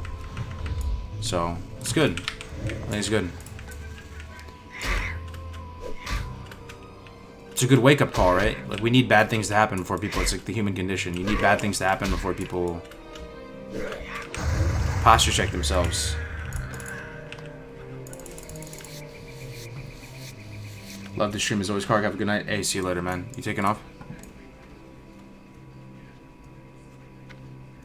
If civilization collapses, cargoes can start it up again. I wish that was the case, man. I don't think I could, though. And there's some issues. If I actually had to think about trying to start over a society right now. Here's one thing that's a big pain point. Maybe the hive mind can help me out right now. How may I aid you? So, I have some gallons of gas in my garage, right? And I was thinking that's big plays to have that in there. But the thing is, did you guys know that gas expires really quickly? So it's only good for like a month or two before it gets messed up, and it's just no longer serviceable. That's a huge deal, man. So how do you, how do we fix that? That's a huge deal. The gas you stockpile is not going to be good. That's like really bad. It's really bad. So you're only going to be good for like a month, and then you're going to have no gas. So if you have a gas-powered generator or something like that... No, that's what I thought. I thought it would last for years. Yeah, the gas gets bad. I don't live in the middle of a big city, though. I live actually in the East Bay. And I have a 1/4 acre. So it's not huge, right? Some of you guys who live out in Oregon, like the guy said before or something, you have probably acres and acres, and you live off in some awesome, place with lots of trees and stuff. For me, it's not like that. It's suburban for me.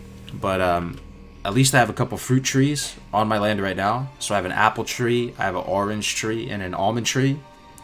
I also have a well on the property as well, but it's not hooked up. So I gotta hook it up at some point. I'm kind of trolling.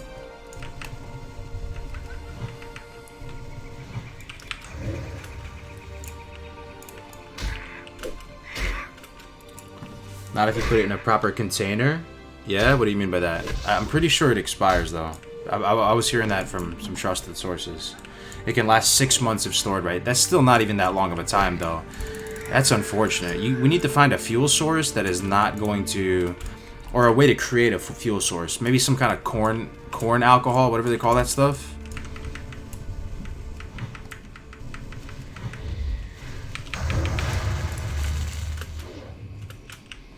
But that's a major pain point. As far as like building a shelter or something, I think I could do that. I think honestly too, I have the solution for making your own food. When did you get your life so put together? I still have my issues, man. I'm surprised I've made it this far, man. I don't know. But yeah, the property had it already on here, so it's not like I planted it or anything. Here's the thing, though. Okay, when it comes to survival food, there's one thing that you guys should learn about. Type something in the chat if you guys are alive right now. I gotta share with you one strat, pro strat, IRL strat. And you don't need to know anything else about gardening. You don't need to know a damn thing. You could have a black thumb. I kind of have a black thumb, honestly. I tried to make potatoes, container potatoes this year. I think it probably would have worked, but it was taking too long. And my other vegetables, like I tried to plant vegetables this year, tomatoes and beans. I kind of scuffed it, to be honest. I germinated the seeds and everything. But anyway, you can have a black thumb. You can know nothing about gardening. You can be an absolute sweaty classic WoW gaming neckbeard with zero understanding of anything. And as long as you understand about this one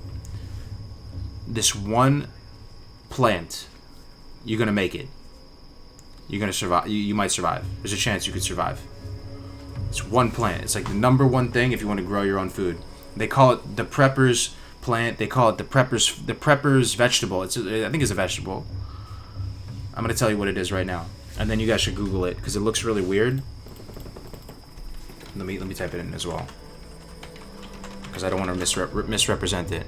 But this definitely was working for me. I tried it. I ordered it on Amazon to see if it was going to work. Oh, it works, dude. So it's an herbaceous perennial plant that is called the Jerusalem artichoke. Oftentimes referred to as the sunchoke, the earth apple, the sun root. People call it lots of different things. It's not super popularly eaten. It doesn't taste bad. And the thing about this Jerusalem artichoke, if you Google it, is there's pretty much no way to prevent it from completely taking over and just taking over an entire field and growing massive amounts of these tubers. So if you wouldn't even have to plant them, man. If you were to order these and you had some of these, you could just throw them out in the field. You could just take a bunch of them and just throw it in the field and just forget about it. Some people just leave them there on the field. And they come back like 6 months later, and the entire field is just a gigantic field of Jerusalem artichoke. And they grow these fat tubers, if you look at them, and you can eat them. And they have protein, and they definitely have explosive growth potential. It's almost like a weed. They don't look very nice. But that's, anyway. Look into it. Jerusalem artichoke, sunchoke. Hey, what's up, Parable? Good to see you, man. Yo, Fox, what's going on, man? Good to see you. Thanks for the tip. They don't look very tasty. I don't think that they're very tasty. They do serve them as a delicacy in some places. But yeah, it'll sustain you. And the thing is that you can have zero herbalism skill, IRL. You just chuck it out in a field. There's no way. Even if you tried to stop it from growing, you probably couldn't stop it from growing. There's a good shot if you poured weed killer on it, it would still grow. So, that's it. That's what I would do personally, because I don't think I have a green thumb. But I know I could grow some Jerusalem artichokes and some potatoes. I could do that. And then I would basically get chickens. Chickens are pro strat, I'll tell you right now, because you get eggs every morning. And then you can cull them when they get older. I don't know, chickens are amazing, dude. Can you just think about that? If you have chickens, you can wake up every morning and get a dozen eggs. Eggs slap. Like, eggs are delicious. Hail. Goodbye. I want chickens someday. Chickens and goats. Oh yeah, the Nigerian pygmy goat. You ever heard about that? Nigerian pygmy goats are big plays, but I mean, I can't get it right now because eggs are not exactly delicious. I really like eggs, and apparently because my aunt has has chickens, and she really likes them. You know, they have personalities and they have different colors, and they're pretty fun. And she was saying one of the best gifts you can give someone, to your neighbors, is you go over to them and you give them, you know, just a dozen blue eggs, because the chickens have different colored eggs. You guys know that? So if you go over and you give them some fresh eggs, a dozen eggs, blue eggs, to your neighbor, it's a very neighborly thing to do. And if it's a fresh egg, it looks basically orange. It's not even yellow. It has a better taste, and the yolk. You can't boil fresh eggs. Did you guys know that? You cannot boil fresh eggs. You have to let it chill for a little bit because they're too fresh. It doesn't work. And apparently they're too fresh. Doesn't hold or something. You can't boil fresh eggs, but apparently they taste delicious.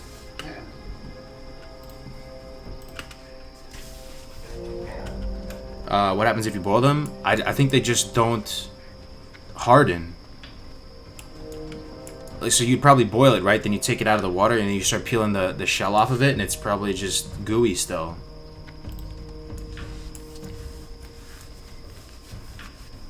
Challenge accepted. Yeah, they don't cook all the way. Loretta knows. Yeah, eggs are bro. And honestly, chickens, I mean, what other animal does that for you, man? You don't have to kill them. Like, you know, it's not like you have to go kill a pig or anything like that. You have these chickens that will pretty much help you in a lot of ways. They will cleanse your garden of bugs. They will create some extremely nitrogen-rich, nitrogen-rich fertilizer or compost or whatever you want to call it. They'll eat just about anything. You don't have to give them some special chicken diet. You just pretty much whatever you have left over, you just throw it out there. They just eat all of it. Now, there are downsides too, but they're not necessarily loud too, because people say that chickens are always loud. You can get certain types of chickens that are smaller and will still give you full-sized eggs that don't make a lot of noise, like the silkies. You really want to live in this post-apocalyptic wasteland? No, I mean, I'm chilling. I love my life right now. I mean, it's a life. I'm very appreciative of what I have going on right now. Get to get up, just chill with you guys during the day, hang out with my dogs, have some food. Chickens will wreck your lawn, though. Maybe. I mean, I can't really say until I've had it myself, but I don't want to have some lowbrow chicken coop. I want to build a chicken coop, guys, that adds property value. This is what I'm talking about.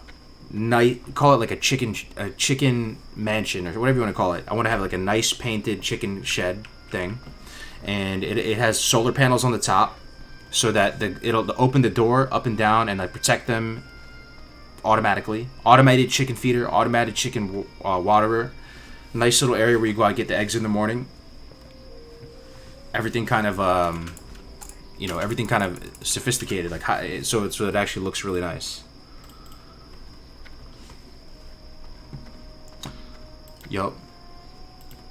And then if you've ever been to Tractor Supply or something like that, or any of the farm stores, and have you guys ever seen baby chickens? They are extremely cute. Have you thought about ducks? I've thought about it.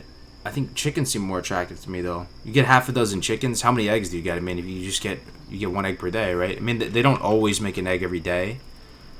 But imagine if you have 6 chickens and 4 of them lay eggs every morning for the first years and years of their life. It takes a little bit of time before they make the eggs, right? I think something like 6 months or something, but you know, that's whatever. And then for years and years, every day you wake up, and if you have 6 chickens, you get about 4 eggs. That's insane. 4 eggs is a meal. 4 eggs is really solid.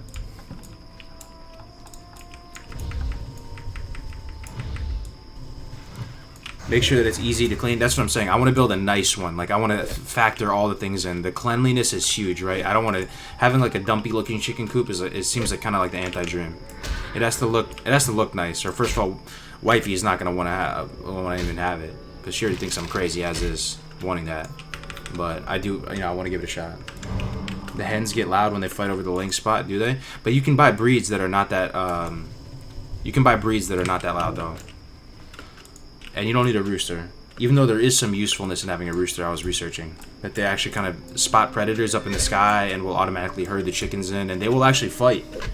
How crazy is that? The rooster will actually try to fight and hold off the predator.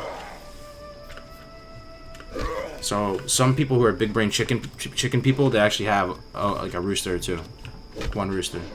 But roosters do make a lot of noise though. Not worth the money. It's not even about worth though for me. It'd be kind of fun, I feel like, to have a really cool chicken shed Or whatever you want to call it. Ooh, this staff slaps. Look at this. 2 agi, 1 stand, blessed run. Rooster PvP god true though. One of our roosters died fighting off a fox. Dude, that guy is a legend, that rooster. He died fighting off a fox. He was outgunned. He was outclassed. He was outspecies. And he fought off a rooster. He fought off a fox. That rooster. RIP's in the chat. F's in the chat for that rooster. This is late for me, yeah. And I actually have to drive 9 hours tomorrow. But I wanted to hang out with you guys one last time. Medal of Honor for that rooster. Yeah, exactly. The Chad rooster. Chickens are fun. You wouldn't regret it at all. Not even high maintenance. That's what I'm saying. I mean, once you have animals and you know what it takes to keep them alive. Like right now, I have dogs. I know, it changes your life forever if you have animals. I can't just go on trips anytime, any place because it's going to cost you a small fortune trying to board your dogs or anything like that. And I don't even want my dogs to be boarded because they're going to suffer if they get boarded. And this is another thing. This may be kind of an unpopular opinion, but my dogs are German Shepherds, right? And they're very, very extremely friendly around people. Very friendly around people. Extremely friendly. They would never, they just have a good sixth sense about it. But the thing is, for me, the dogs do serve a purpose. And you kind of want to give them a purpose for the dogs. You want to give them some work so they feel happier. So my dogs' work, their purpose is to try to safeguard the house, and they stay home and guard the house. And, they add value in that sense, and they patrol around the fence, and they look around, and they bark at stuff when it gets close, and it gives them a reason to get up in the morning, and they love it. They wag their tail like crazy. But the thing is, when you raise a dog to basically work in that sense, it's not always going to be... It's tough to raise a dog. It's extremely good and social around other dogs, but is still... has utility, right? So my dogs right now are around other dogs. They're not biting other dogs, but they're very, very hesitant around other dogs. They're definitely not going up and just snuggling and rolling over onto their belly with other dogs. They're a little bit wary. They will bark and stuff like that. So when it comes to boarding my dogs or bringing them to a bunch of random other dogs or a dog park, it's tough to do. It's tough to do because they're not really raised for that environment. Some of those dogs in the dog parks, they're not really good guard dogs. They're not really good whatever because they're just hyper socialized and they just do weird stuff. I don't know. Yeah, they have a different worldview. That's what I'm saying, BK. Where are you driving to? I'm driving to Palm Springs. So it's down by where they do Coachella. Love me a German Shepherd? Yeah, I love my German Shepherds too. I love dogs. I'm never gonna... For me, a house is not a home is not a home without dogs, for me. I'm always gonna have dogs. Pretty much forever. It's extremely rewarding. It's very nice. Just the smell of dogs. Everything. Big dog guy. Like Hunter class, Hunter best class. I thought you lived in New York. I did live in New York. Grew up in New York. But now I live in the SF Bay area. But I miss New York, man. I can't ever not have a dog, bro. Yeah, same. 100%. Dogs are just amazing. They really add a lot of value too. They really do. You sleep really easy at night with dogs. I'll tell you right now. I've said it before on stream. Remember when you were a little kid growing up and you thought, oh man, maybe there could be something under my bed. Oh, maybe there's a crazy person in my basement, right? Maybe there's something scary up in the attic. Common motif of horror movies. If you watch horror movies, guys, how many times did they not have a dog?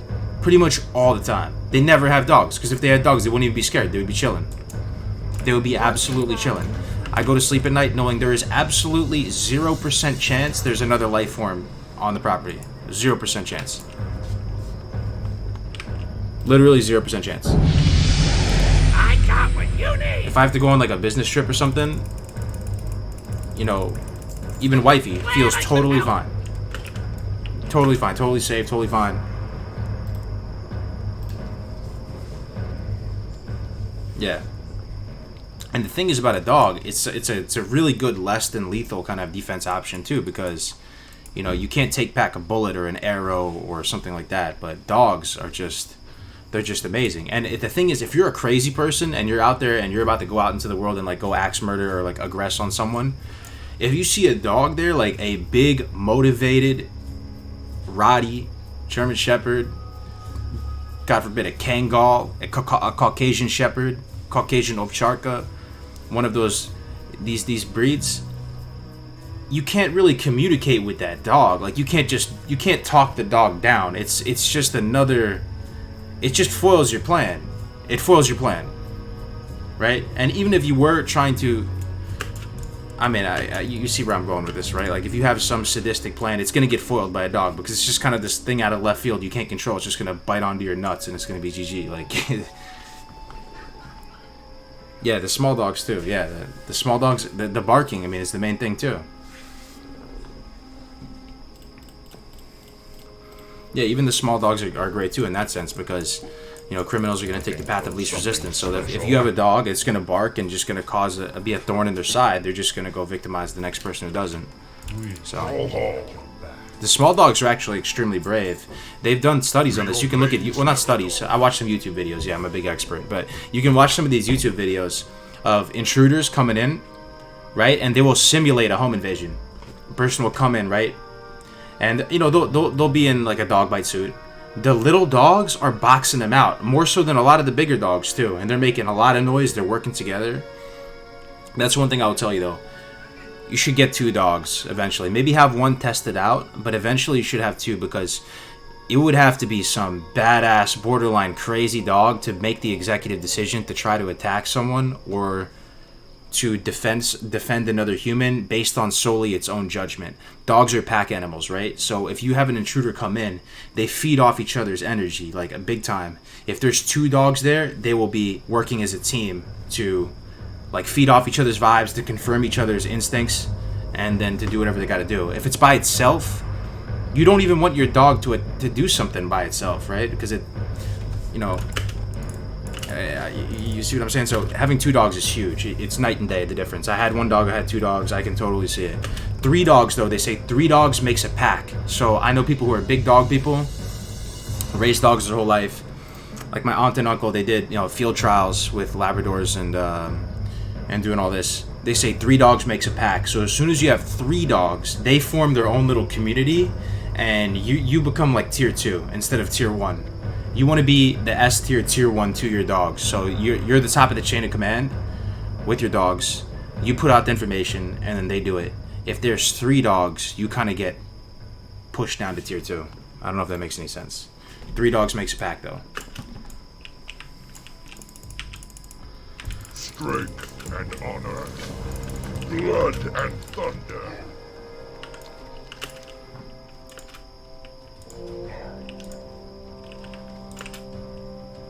Alright, so we're here in the Barrens, getting a bunch of quests.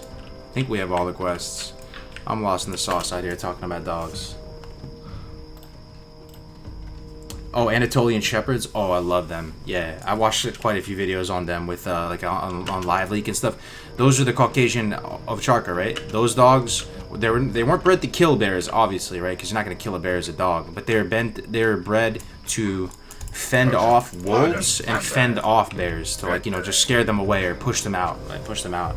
So there's actually a crazy video of 2 Caucasian Ovcharkas, and they're backing down a baby bear. It's not a full-size bear, but it's still a pretty big bear, hundreds of pounds, and 100% fearless, just backing the bear down. The bear runs away. Yeah. The Kangal, too, if you guys know about the Kangal. The Kangal, it doesn't look that strong until you see it next to another person. And then you realize how solid they are. Also, Ridgebacks. Ridgebacks are really dope. Rhodesian Ridgeback. You guys heard about that? How'd the hardcore tournament go? It was really good. It worked. It actually ended up being really good. We're going to do another one on the 28th. What kind of bear? Yeah, it looked like a black bear, small black bear. You know, like a baby one or something. Literally just finished your Classic WoW Warlock video and saw the live stream. Just wanted to say thanks. Hey, that's what's up. What's up, Chemistral? Northern Inuit dogs. You know what? This is something that I never knew about, guys. Did you know that Alaskan Malamutes are bigger than Huskies? Like, they're like a bigger, stronger Husky, kind of. I mean, Huskies are great. I never knew that. And they look like Huskies. Someone spelled, I think it was Wifey who spelled it out to me. Alaskan Malamute is, let me see how much size it is.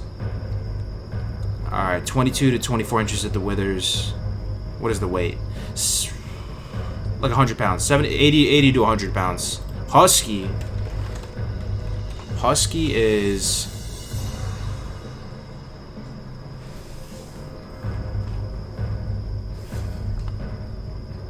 $44 to 60 pounds? Dude, Huskies are like medium-sized dogs. That's crazy. So Huskies are like medium-sized dogs, pretty much. 60-pound Husky? They probably look fluffy, so they look bigger. Malamutes are huge. Yeah, Malamutes are huge. I mean, but even my dogs right now, that's one thing. So when I get older, this is something. I'm definitely a hobbyist. Any hobbyists in the chat that you just have lots of little hobbies and aspirations. Because life is just too juicy. There's too much fun stuff you can do. When I get older and I'm old and gray and I'm all ate up, chopped liver, and I'm chilling on my ranch or whatever I end up doing later in life, I want to breed German Shepherds. I have a very specific vision for them, though, right? I'm going to do super healthy. Like, it's not even going to be for money. Like, obviously you're probably going to have to sell them and stuff, but I want to do it out of passion for the breed. I want to breed oversized, but, like, really healthy, good hips and elbows, working lines, straight back German Shepherds, oversized. So, probably between 90 to 120 pounds. Yeah, straight backs. Yep, none of the roach back. The working line, just the big solid jaw, the big square jaw. Get some of the Russian lines, the Czech lines, and have your own breeding program. It's gonna be a lot of fun. Had a male German Shepherd. So I have 2 female German Shepherds right now, and the larger one is 100 pounds, and she's solid, like a solid 100. Like, she's not really even fat. Maybe a little bit chunky, but she looks good.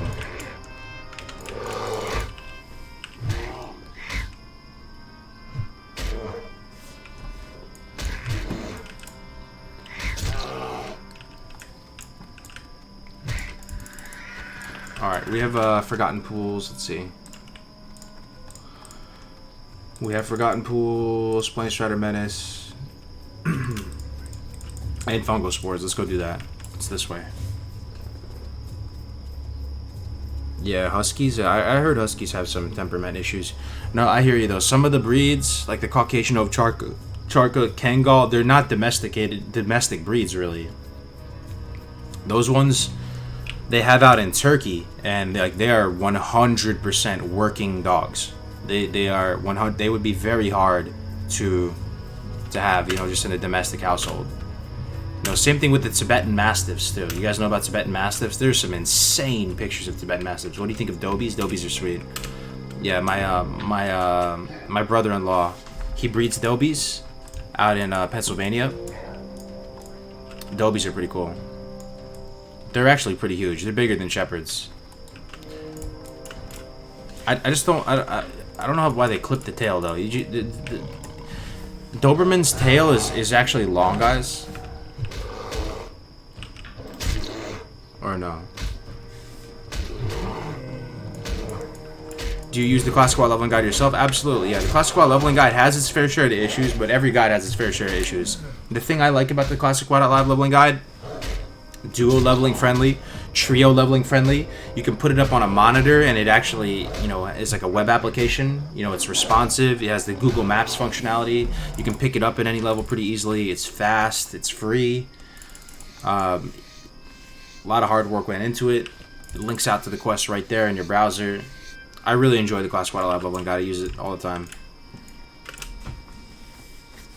Tibetan Mastiffs are basically bears. Yeah, they're really sweet.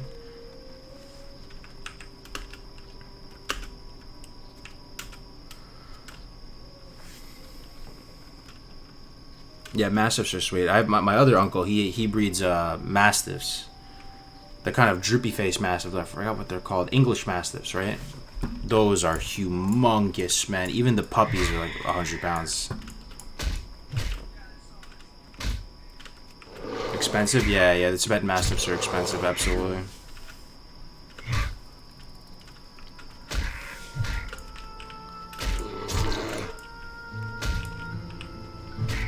I'll tell you though, I definitely love German Shepherds though.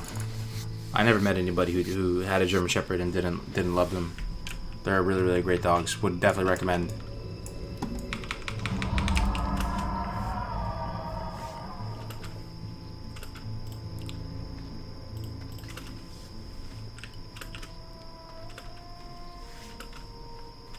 Does the leveling guide allow for a mixture of dungeon grinds? Yeah, it does. It has dungeons in there.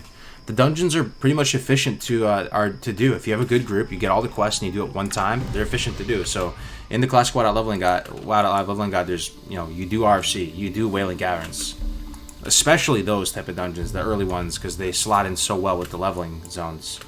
But yeah, you do BFD, you do SFK. Well, I think if you, depending on what race you are, you do it. So yeah, just give it a shot, man. I think you're actually gonna like it a lot.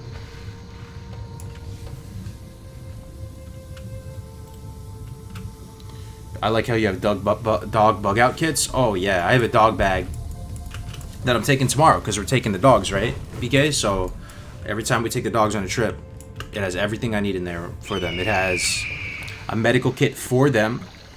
It has collars and leashes, so you just are always without collars and leashes. It has doggy bags in it. It has wet wipes. It has there actually is very specific dog type medication for dogs too. You can't give every type of pain reliever. Like for example, you can't give ibuprofen to a dog. You can't give acetaminophen to a dog. You have to give them aspirin, right? So things like this, people don't know this type of stuff. It has kibble, of course. Has, what else does it have? It has toys. Harnesses, just everything you need. It also has these really cool vests that I put on the dogs too. I mean, it's kind of, I think they like it. They can get hot if it's in the summer. Have you seen these vests that you can? It actually has molly webbing on the vests, and you can attach little molly packs to it. So I have the dogs carry their own water and stuff. If we go out on a hike or something, they carry their own stuff. They have water that they carry themselves, like their little medical kit that we keep on them, their little IFAC thing. They carry that themselves on their vest, and they love it. They kind of get into work mode and stuff. I think they like it. Malinois are a great dog, better than German Shepherds. I mean, to each their own. A lot of people like them. The reason why I think they opted for them and the Navy SEALs and stuff, because when they took out Bin Laden, they used Malinois, right? Apparently, Malinois have a higher potential for a working drive. They just want to work, almost to the point where it is bad if they're just domestic dogs, because you have to basically be professionally utilizing them because they can be too high strung and they want to work constantly. And two, they're more portable, so you get a lot of the same punch, a lot of the same bite force, power, all that, in a smaller, more compact size. But the temperament, they will say, a lot of dog professionals will say the temperament of a Malinois isn't as even and balanced as a German Shepherd's temperament. They're a little bit edgy. You're a legend, mate. Keep it up. Been here since day one. Hell yeah, I can. Appreciate it, man. That's smart, especially getting used to the vest now, not waiting. Oh yeah. No, I've put the vest on them since they were young. I mean, they're kind of old now. I mean, the older one is 4, and the younger one is 1. So they're not that old or anything. But my friend had a Malinois, had to give it up because of that. Yup. A lot of people didn't understand that about them too. So when I lived in Manhattan and I would go to these dog parks, I was living in Manhattan right after that SEAL Team 6 went in there and killed Osama bin Laden. And a lot of people got Malinois after that. I remember that. And they were naming them. I remember this one in particular named Jaeger. Classic name, right? I mean, it's a cool name, but this one Malinois named Jaeger would go to the park down there, Gracie Park. Dog was out of control. Out of control. You ever see those dogs that just run the owner? Just ran the owner, dude. Just pulling on the leash like so hard, doing whatever it wanted to do, all ate up, soup sandwich, no discipline, nothing like that. Just bad manner, dude. I just remember that, and it's just one of those like flavor of the month type. No, I meant to say Osama bin Laden, not to say Obama, dude. But I'm saying, just that was the classic flavor of the month. By that because of the height.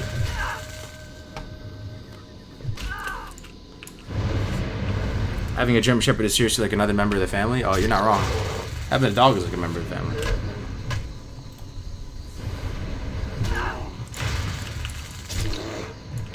What's up, Carlos? I love what you do for the classic community. Your videos are dope, man. It's like, oh shit, I'm almost dead. Oh fuck. Dude, I almost died right there. Oh my god, I got down to 20 health. Guys, hive mind. This is bad, dude. This is why I have to like not look at the chat too much. Oh my, dude, did you guys see that? I got to 20 health because of the storm cloud. That would have been a terrible way to die. Oh no. I got some high blood pressure right now. I got some hypertension right now. Might have got coronavirus just from that. Dude. What am I doing with my life? What am I doing with my life? What am I doing with my life, guys? Almost scuffed it again, man. I need to like... I wish I had no delay on the stream. Because there's a little bit of a delay, even though it's on low latency, so you guys could... like, send me like an electroshock. No, you guys would always shock me, though. Yeah, I swear, no in the chat. You guys would just be shocking me nonstop. But some kind of, like, ping, you know? You just hit me on the chirp or something and let me know that you're about to die. You don't know what you mean to us, but you're chill as fuck. Love what you do. Thank you, man. It's nice of you to say. I'm gonna miss you guys for the next couple days. Yeah, I'll check it out one of these days, Stone. I'll check it out, man. Do we got all the mushrooms? Oh, we have all the mushrooms, and we explored, huh? Alright. Well, almost died, but we didn't die. That's huge. Let's go get the Centaur Bracer quest from this guy. And go kill the Planestriders. Where you headed? I'm headed down to Palm Springs. I got a family reunion. So, both sides of the family getting together. You know how that goes.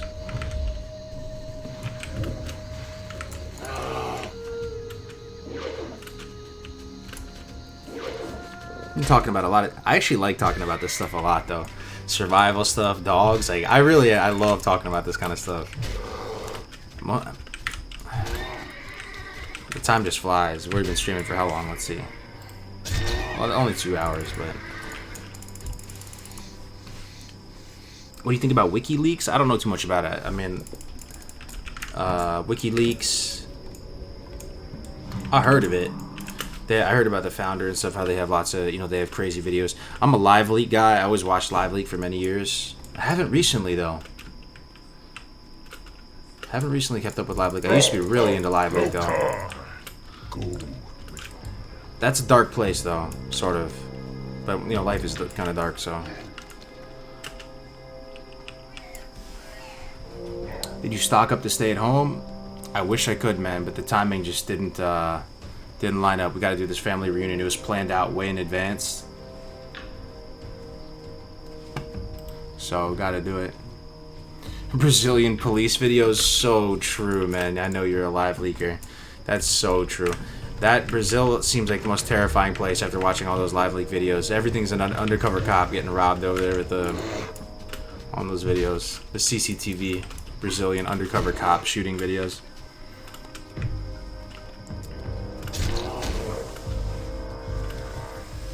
Stop watching Live Leak vids. Yeah, there's some traumatizing stuff on there, absolutely.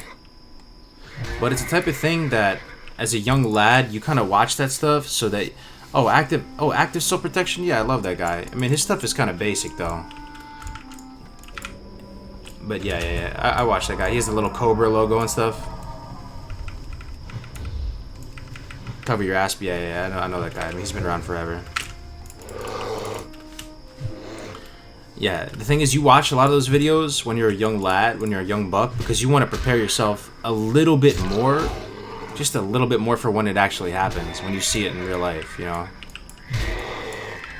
So you don't freak out, right? You're a little bit more sensitized to it.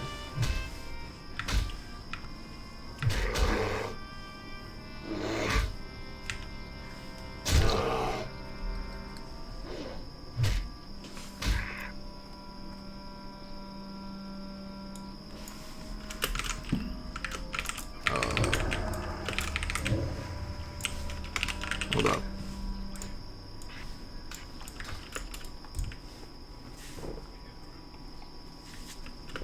You from NYC? I grew up in the Bridge. What do you mean in the Bridge? Am I from NYC? I'm not from NYC. I'm from New York. I grew up in Westchester County. So, you know, you've been hearing about Neuro on the news, right? How Neuro is like the epicenter of the coronavirus out east. That hits extremely close to home right now because dude, humongous host from my man Wow. Guys, can we get some cheese and rice in the chat for Wow? We gotta shout out Wow. Wow, absolute legend with the huge host. Thank you so much, man. Wow. Shout him out. Rank 14. I gotta tell you something about Wow, guys. Wow grinded for... How long do you have to grind for rank 14? 3 months minimum, right? Got rank 14. What was the first thing he did when he got rank 14, guys? Well, I'm sure one of the first things. I don't know if it's actually the first thing he did. Guess what Wow did after achieving the legendary rank 14, prestigious, most prestigious title in Classic WoW, in Classic World of Warcraft. Spanked this chewed. That would have been a well-deserved chewed spanking, but no, not that. Took a shower. I'm sure that was up there. That's a good one. I appreciate that. That's a nice one. That's a nice guess. No, it wasn't take a shower. I'm sure he seems like a hygienic fellow, though. He deranked to rank 1. Yep. He hosted you? No. But he deranked pretty much immediately. He's a scout right now. So I don't know exactly his reasoning, but I just found that was pretty funny, man. He got rank 14, probably just got the weapons, got all the cloud weapons, and just immediately deranked. Yo, good to see you, Bubka, man. I hope you had a good stream, man. Check him out, guys, if you want to see some big brain PvP action. People ran away in World PvP. It wasn't fun. Dude. That's the caliber of gamer we're talking about here with my man Wow. Thank you for the host, brother. I appreciate it. Okay. Do we kill Plane Striders? Probably should. We have Disrupt the attacks as well, right? Yeah. Let's just wrap around this way. Kill Plane Striders. Actually, no. We're gonna Vendor first. The Vendor play is strong here. I don't want to do a huge quest arc and have full bags. That would suck.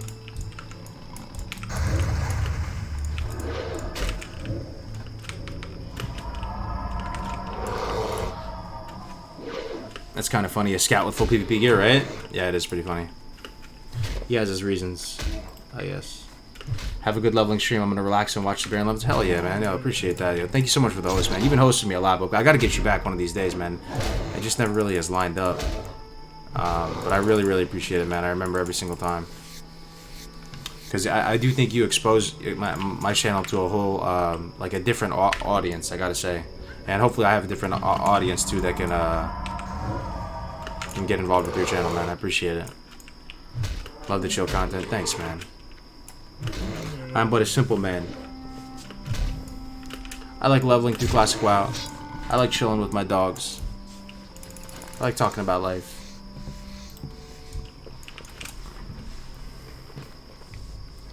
That's like Joker trying to delete his world for 60.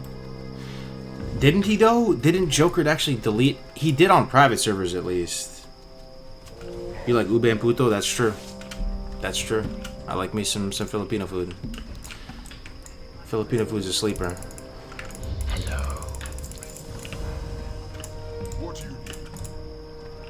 McGraw. Okay.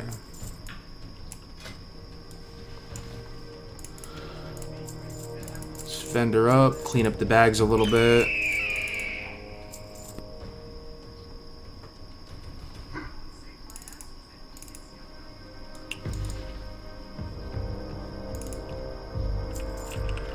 That's about it. That's about all we can do.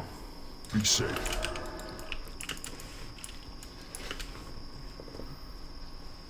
Chicken adobo? Oh yeah, chicken adobo slaps for sure. That's probably the most known dish out of Filipino cuisine, right? Adobo. If you die to a 60 player, does it count? It would, yeah, and it's possible that you could die. I mean, you would just have to scuff it. You'd have to tag yourself, flag yourself for PvP, you know, aggro a guard or something like that, and it would tag you, and then someone would kill you. I gotta bounce. It's bedtime out here on the East Coast. Good luck, man. Love your channel and your stream. Stay healthy, bro. I appreciate that, Jack. I'll try my best. I'll be missing you guys, man, next couple days. Because the thing is, guys, I have to go to do this family thing, and then I get back. I get back for like a day, and then I have to fly to Philly immediately after. So it's gonna. This next week is gonna be pretty rough. I'm gonna have to. How come you keep switching characters when the others didn't die? What's up, Mason? I've just been feeling playing a Druid, so I've been playing Druid on a TBC server right now. I got him up to 70. We've been doing some arenas with Navik, and I'm really tempted to play Druid as a main in TBC. So, just pretty motivated to play Druid right now.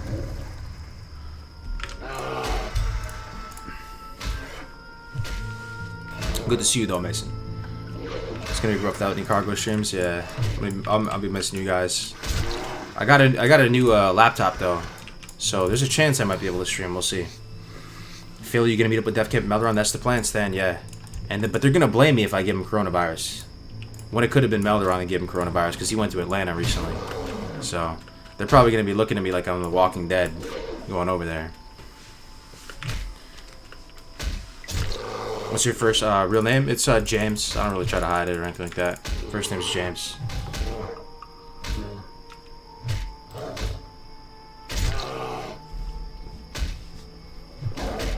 Is dual wield really better than warrior? Than two-hander? They're not mutually exclusive though, that's the thing, man. The way I leveled the warrior recently, we only got him to, you know, 29 or something, but was we were swapping between a two-hander and two one-handers. Like, so when we get overpowered procs, because it deals weapon damage plus X, we would swap to a two-hander, and then, you know, we would be dual wielding to fish for those overpowered procs.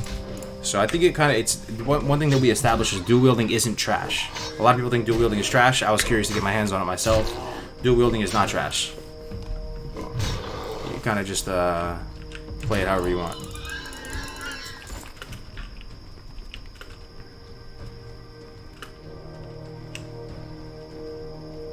What if you die leveling on the last thing? Oh yeah, definitely still delete. We actually had a 59 warrior delete. Peekaboo. 59 troll warrior died in Winter Spring. You hate to see it. And he deleted. Like an honorable person. Just kind of think it takes away from the hardcore appeal. I hear you. No, I definitely hear you. But it's the type of thing that if I'm playing a class that I'm not like genuinely motivated to play, it's probably going to be like more shit content than that, I would assume. Because, you know, my heart's not going to be in it too much, so I can be less motivated to play it and stuff, but... And also, the other thing about it, the rogue's still alive, Mason, and he's 26, I think. It gives me a little bit of comfort thinking that I have a decently high character in hardcore already that's still there as kind of my anchor. Because if he died and then the druid died, I'm starting from scratch, and it would feel pretty bad. So I kind of like knowing that he's still there kicking. I think these guys picked up the Chen keg out here. It's unfortunate.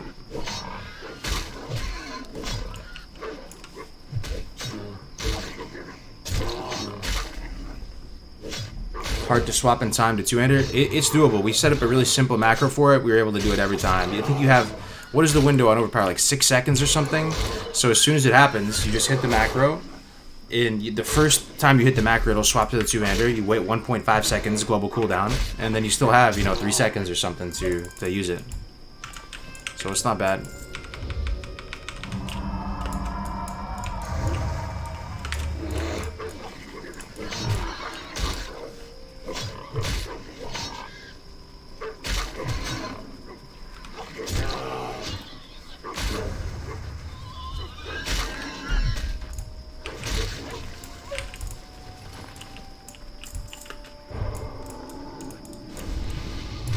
You guys are nice, buffing me. Just pick a damn class you like and stick with it. Yeah. We'll get there.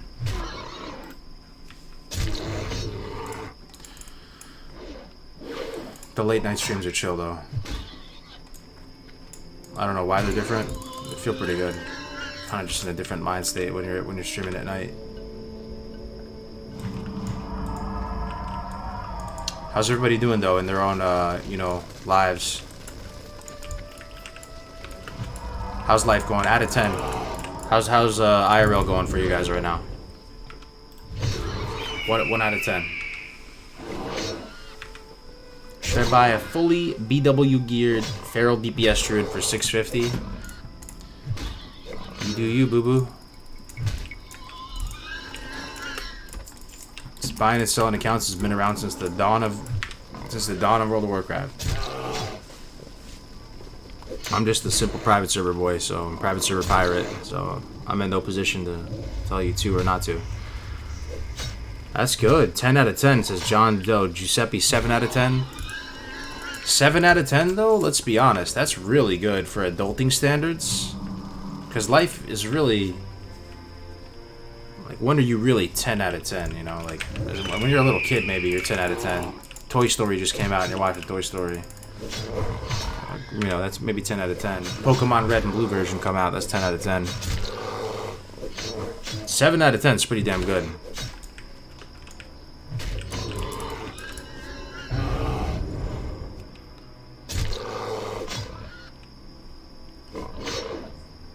-1, peekaboo. Damn, dude. Sorry to hear that, man. A 0. Uh-oh.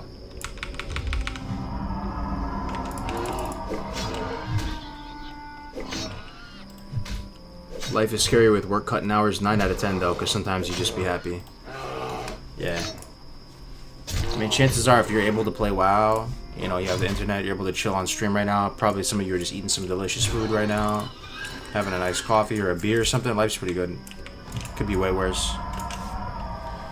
You just watched E.T.? Oh, man. I remember that movie. I haven't watched the movie in forever. I feel like that's the kind of movie that probably wouldn't hold up, though. E.T.? Oh, guys. You know what movie I watched yesterday? Or it might have been 2 days ago. One of the strangest movies, but weirdly kind of extremely ambitious of a movie ever created. And the movie I'm referring to is a movie that was a big part of our childhoods, I think.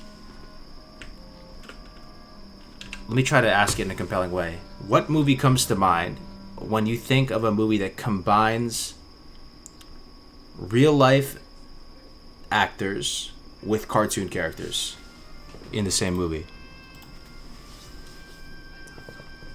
What movie comes to mind?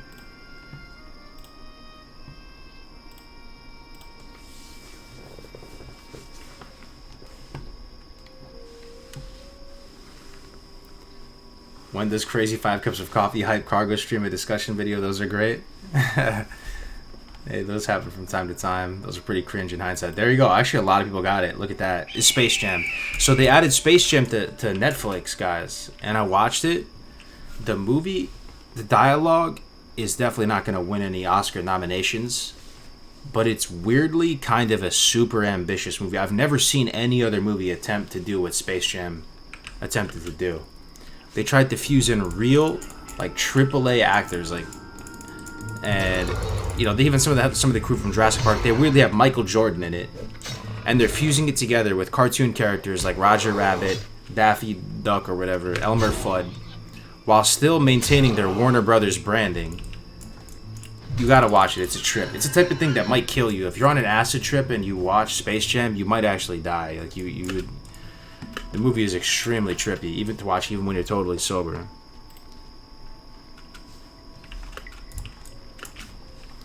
telling you, man, it's on Netflix right now. If you guys want to give it a shot, it is a very, very strange movie. It's like borderline big brain though. Never seen Space Jam? Give it a shot. It's basically, how do you explain the story of Space Jam? It's too bizarre to even explain. Michael Jordan, who is actually being played by Michael Jordan, retires in basketball, something that actually happened, and takes up a career trying to be a pro baseball player. And then he's abducted by cartoon characters that are actually Warner Brothers characters and pulled into some parallel universe so that he can teach the cartoon characters how to play basketball and defeat these alien creatures that went into the real world and yoinked all these pro basketball players' talents. And the pro basketball players are actually being played by pro basketball players. And I'm not even trolling.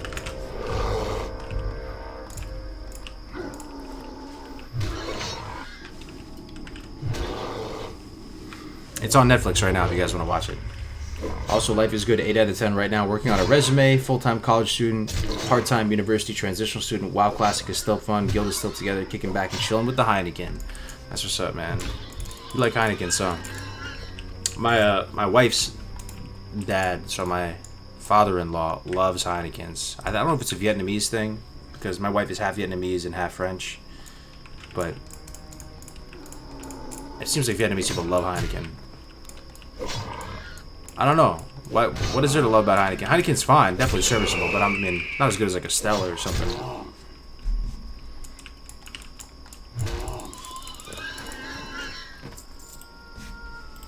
Heineken is the bomb? What am I missing here? I mean, it's definitely good. Something about the green bottle, though. When I see the green bottle, it doesn't draw me in. When I see a delicious Stella bottle, it just looks so nice. Half Viet, half French? Yeah, we're both half-half. Well, I'm not half Vietnamese, though. I'm half white, half Filipino. Do you think faction imbalance will be better or worse than it is right now in Classic? What are you saying with regard to what, TBC?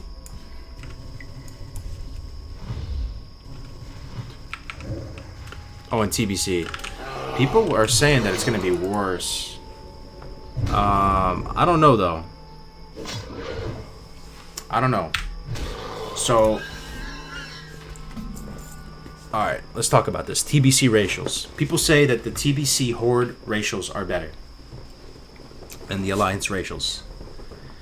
This is something that I've heard in the past, something the kind of general impression that I had moving into this, but I've been playing Arena these past couple days with Davik and talking about it with him. He's a multi-glad TBC Arena player, and he was explaining his perspective on the racials in TBC.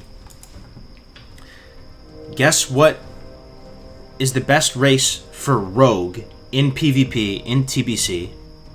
The best Rogue race.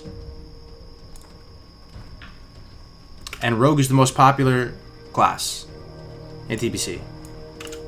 It's not Blood Elf. It's not Gnome. It's not anything on the Horde, actually. It is actually human. Yeah. It is human. Because getting the opener, like, perception is actually really good. And there's a whole perception meta in TBC where to stop the person's perception, you will pre-vanish. You'll go into stealth and then tempo vanish and blow a vanish. Because when you vanish, apparently it gives you stealth level like 9 million or something like that. So they can't see you when you vanish. So you walk out in the field, you perception, which lasts for 20 whole seconds. You get this massive improved stealth detection. So you can see the Druid, you can see the Rogue, and you pre-vanish to give yourself this kind of stealth immunity or invincibility or whatever, and you can go get the opener on people. It's nutty when you see it in action. Perception racial. So Rogue already best racial is human. Priest best racial. Best race for priest in TBC. We talked about this earlier, so some of you are gonna know. What would you say the best priest in TBC is?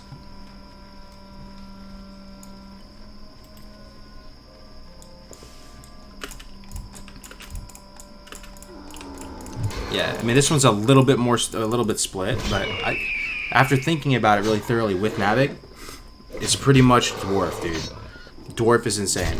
You have, not only do you have Divine Prayer, which is insane, it's a huge like lay on hands type 10-minute self-heal right? 10-minute cooldown, but that means you can use it every single arena. You can use it like this little lay on hands thing. Costs no mana, doesn't interrupt your 5-second rule. Usable every arena. Not only do you have that, you have Chastise, which does pretty good burst damage, instant damage. It's a root, so it's like a little Nova type thing that you can use on people. Not only do you have that as well, with only a 30-second cooldown on Chastise, which is absolutely nutter butters. But they also have Stone Form, and priests are countered by hunters in TBC. Right? Hunters will shit on priests because the Viper's thing spam. So Stone Form is just another thing that helps there. It also helps against wound poison. Dwarf Priest is insane. So now we're going through Rogue and Priest, and the best racials are Alliance. Let's think about other classes now is what I'm saying. Let's think about Paladin. Thing is, Paladin's not even that great in Arena. Like, you know, I mean, they're fine. There's some comps you can play on it, but they're not like the gods of PvP healing or whatever.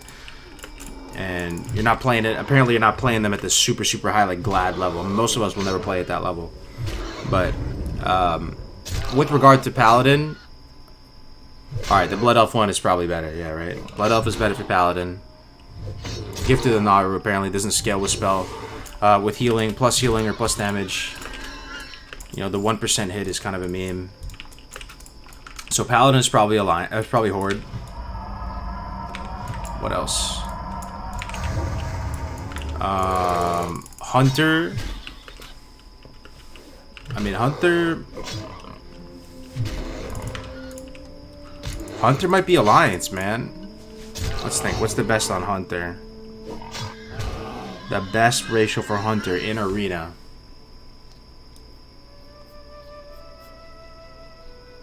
Orc, maybe? I don't know. I mean, apparently they nerfed the stun resist aspect of Orc. You do get the bonus pet damage, which is pretty nice. Orc is something I'm thinking about. Tauren Warstomp is just a solid PvP type of racial. I think it might be Night Elf though, man, because yeah, you can drink Invis. That's true, and also you can go Invis with your pet.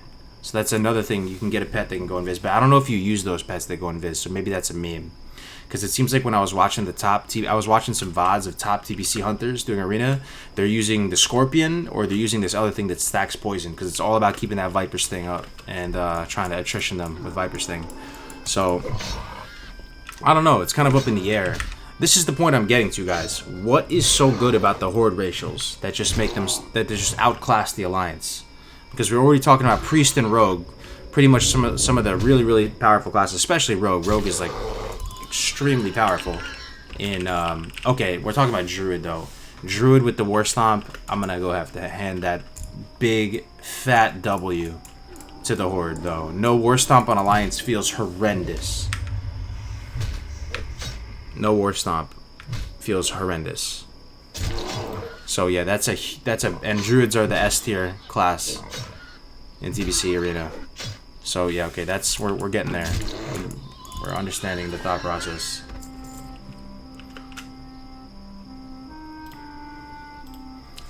Wielded Forsaken, yeah, definitely very good. Another fear break.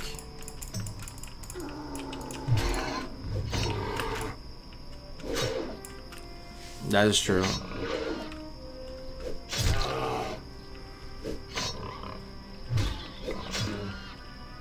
Seal of Blood, is Seal of Blood good in PvP though? I don't think Rhett is played at a super high level. Maybe it is. But are you using Seal of Blood as anybody remember from TBC? Are you using Seal of Blood over Seal of Command as a Red Pally? Is that just the go-to seal, your racial seal? If it is, that's pretty flavorful, I gotta say. I'm not sure though. Arcane Thorn's pretty solid, yeah. Seal of Blood over SOC and PvE, not PvP. Okay. So yeah, you're kind of evening the playing field in PvP. Okay. I just don't think it's a landslide victory for the Horde over the Alliance. There's a lot of good Alliance racials to love. So again, it's a thing I'm scratching my head because people are saying that the faction balance in TBC is going to be like 80-20 or something. it's going to be massively horde favored. But there's a private server out right now. All I'm saying, I can't mention it by name or whatever because that's the arbitrary line in the sand that I'm choosing. But that it is so alliance heavy right now that they are offering. That is partially due because they offered incentives to the alliance first. But now that they're trying to balance it out, so they're trying to get more horde players because it's very alliance heavy.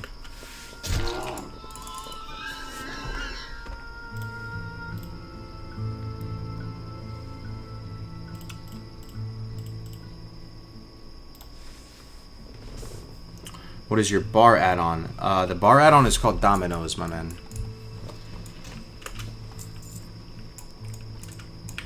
Recently playing Starter Beaks? Yes, we do.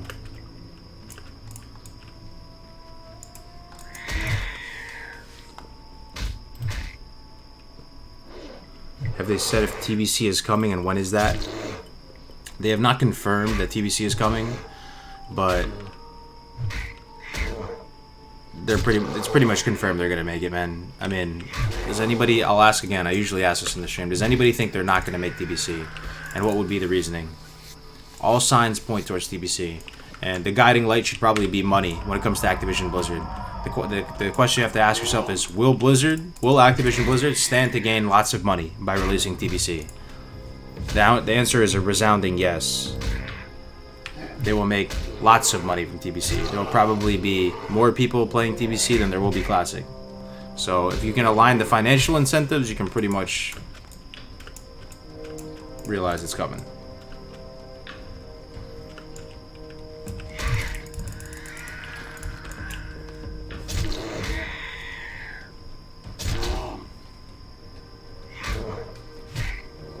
I could see TBC at least 1 year down the road. My prediction is that they're going to announce TBC at this BlizzCon. They will announce it, play some trailer with Chromie or something, and it's going to be like, you know, hype. And then the earliest scenario you're going to see TBC, the earliest, will be summer of 2021. Best case scenario. And that is also kind of consistent with the current timeline, right? Because people are saying that we're going to be in Nax by winter time. Do you guys think that's true? Based on the current content release schedule, the timing and everything, we'll be in Nax by winter, by December or something. So I could see that. Nax this holiday season, and Nax is kind of like a snowy, you know, like frost kind of thing. So you know, I could see it coming out around the holidays. Get the icy Naxxramas around the winter time. And then TBC releases in the summer next year. Corona gonna cancel BlizzCon? You think so? I mean, it's pretty far out though. BlizzCon's in November. If things keep up, it's possible.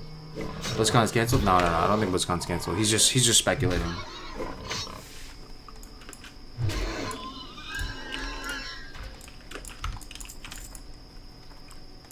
Okay, did we finish Disrupt the Attacks? We did. Is there a Chen keg over here? Let me check one more time. Chen's keg is not there. I don't see it. That's fine. We'll grab the one up here.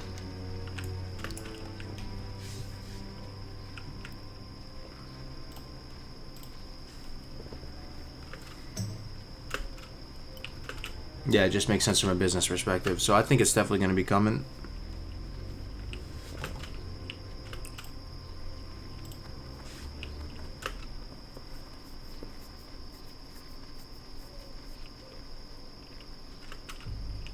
Yeah, it is kind of weird that BlizzCon is in the same place every year. That is true. Isn't it always in Anaheim?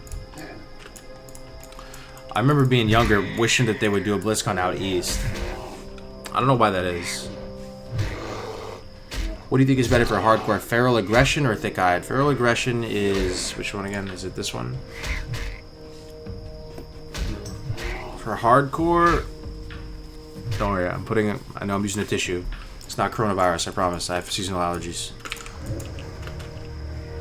I would say, I mean, you don't really make that call though. You don't really choose between those two.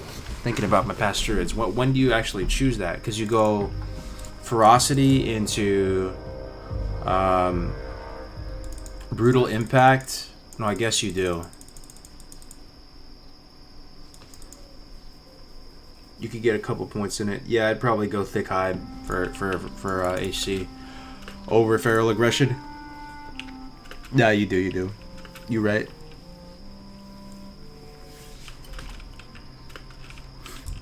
It's not a great talent though, but you just get the minimum.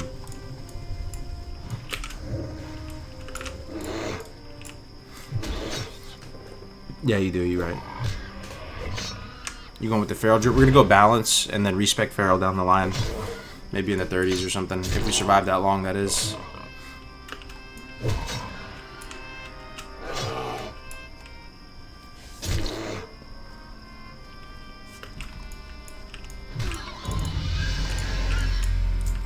Alright, it should be a Chen's keg over here. Straight ahead. Get some plane striders, go back turn in.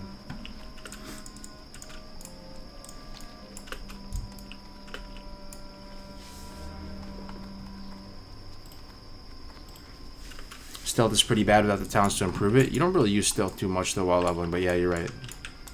You're right. Some druids go that.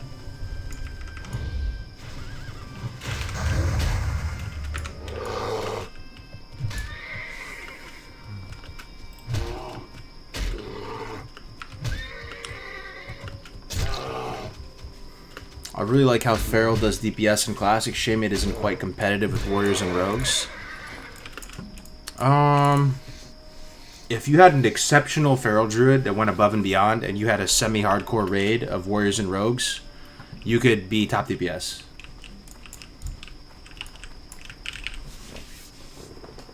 Yeah, if you compare an exceptional Feral Druid to exceptional Rogues and exceptional Warriors, they'll get outclassed, I agree. But very few of us in the chat right now are playing at that level. With the really, really sweaty... The sweaties. The sweaties.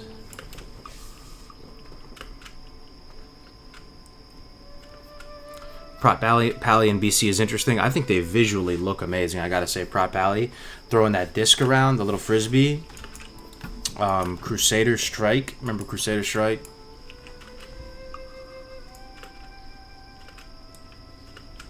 Same as Elemental and Enhancement Shaman. What, in vanilla or TBC? In vanilla, the main reason why Elemental kind of struggles is you don't have a curse that buffs nature damage, and also, you know, when you get into later stuff like AQ, you can't even do nature damage to it. I'm curious to see how hard some of the Ellies slap in MC, though. You should be able to do pretty good in MC because Lightning Bolt is better than all the other class. Isn't Lightning Bolt better than Frostbolt, better than Shadow Bolt, better than all that? I'm pretty sure it's better in terms of the spell power coefficient because you can reduce it by 1 second instead of 0.5. So you can take this. I think it's either what is the base cast time of Lightning Bolt? There's something with regard to the cast speed versus the base cast speed and the spell power coefficient that it ends up being better than other stuff. But you know, you don't have a curse to amplify it. I'd be curious to see how hard some of these Elemental Shamans slap at MC though. I'm sure some of them have gone really sweaty with it and just tried their and gotten some pretty good results.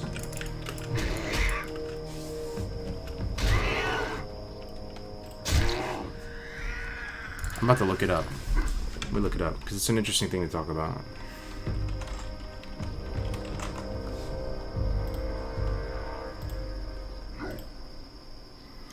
Alright.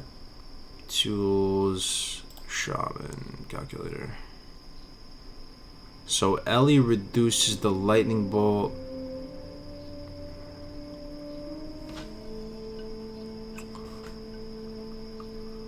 Where is it, man? What reduces the lightning bolt cast time? Something does. Here it is. Here it is. Lightning Mastery. Reduces the cast time of your lightning bolt by 1 second. And chain lightning. And lightning bolt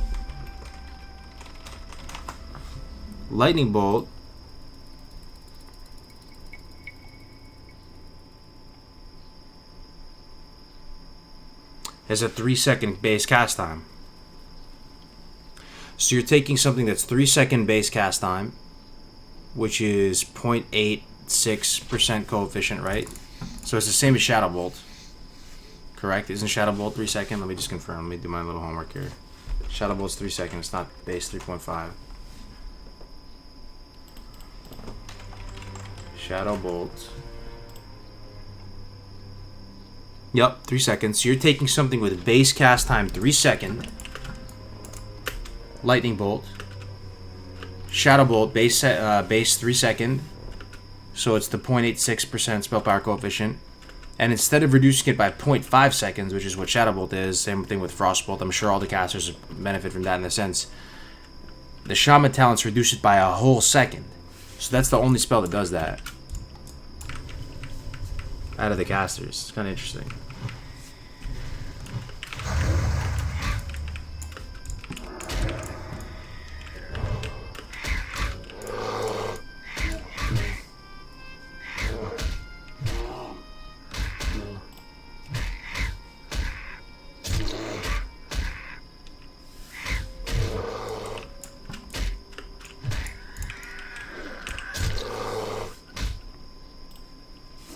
Are you a former serviceman? The high and tight haircut, proper and efficient language and posture.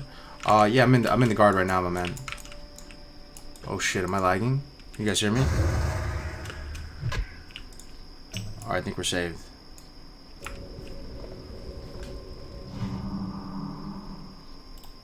You guys hear me? I don't know if you guys saw that lag. I think we're fine.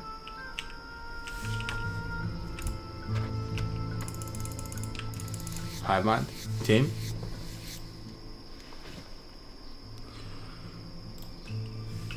Thought the stream went down? Me too, man. Me too, me too.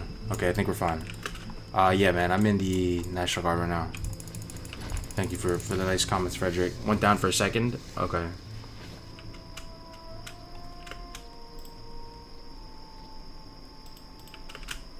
Yeah. What do you do? So I'm in the officer training program, officer candidate school.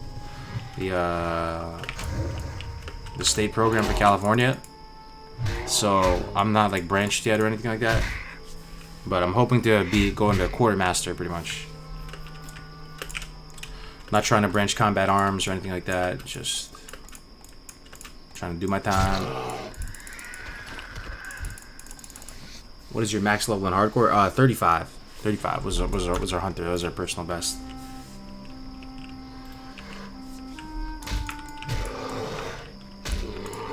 I lagged hard both in WoW and the stream. Oh, okay.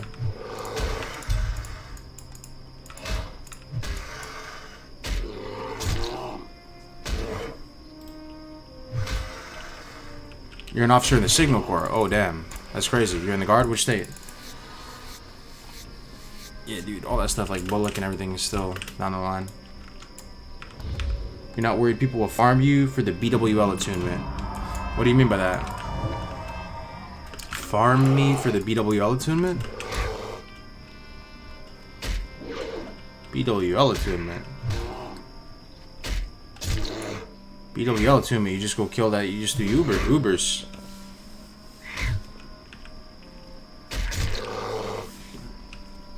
Oh, you're active, that's what's up, man.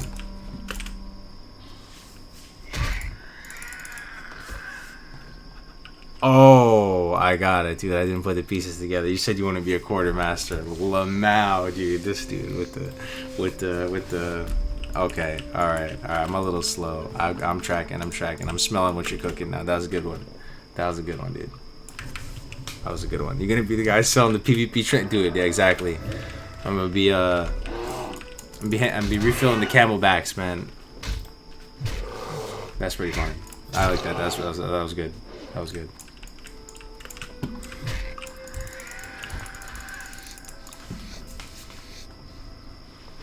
That's pretty funny, man. I gotta hand it to you. That was a good one, dude.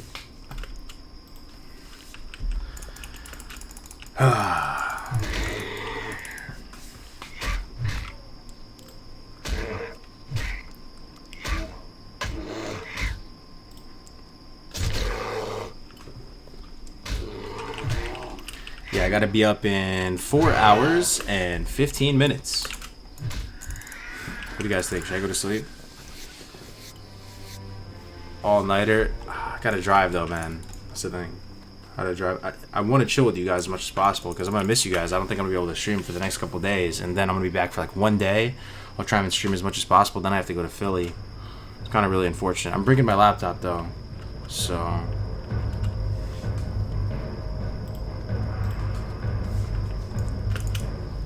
See what happens. You planning to stay up all night? I'm not sure, man. I was feeling like I wanted to say hi to you guys again one more time.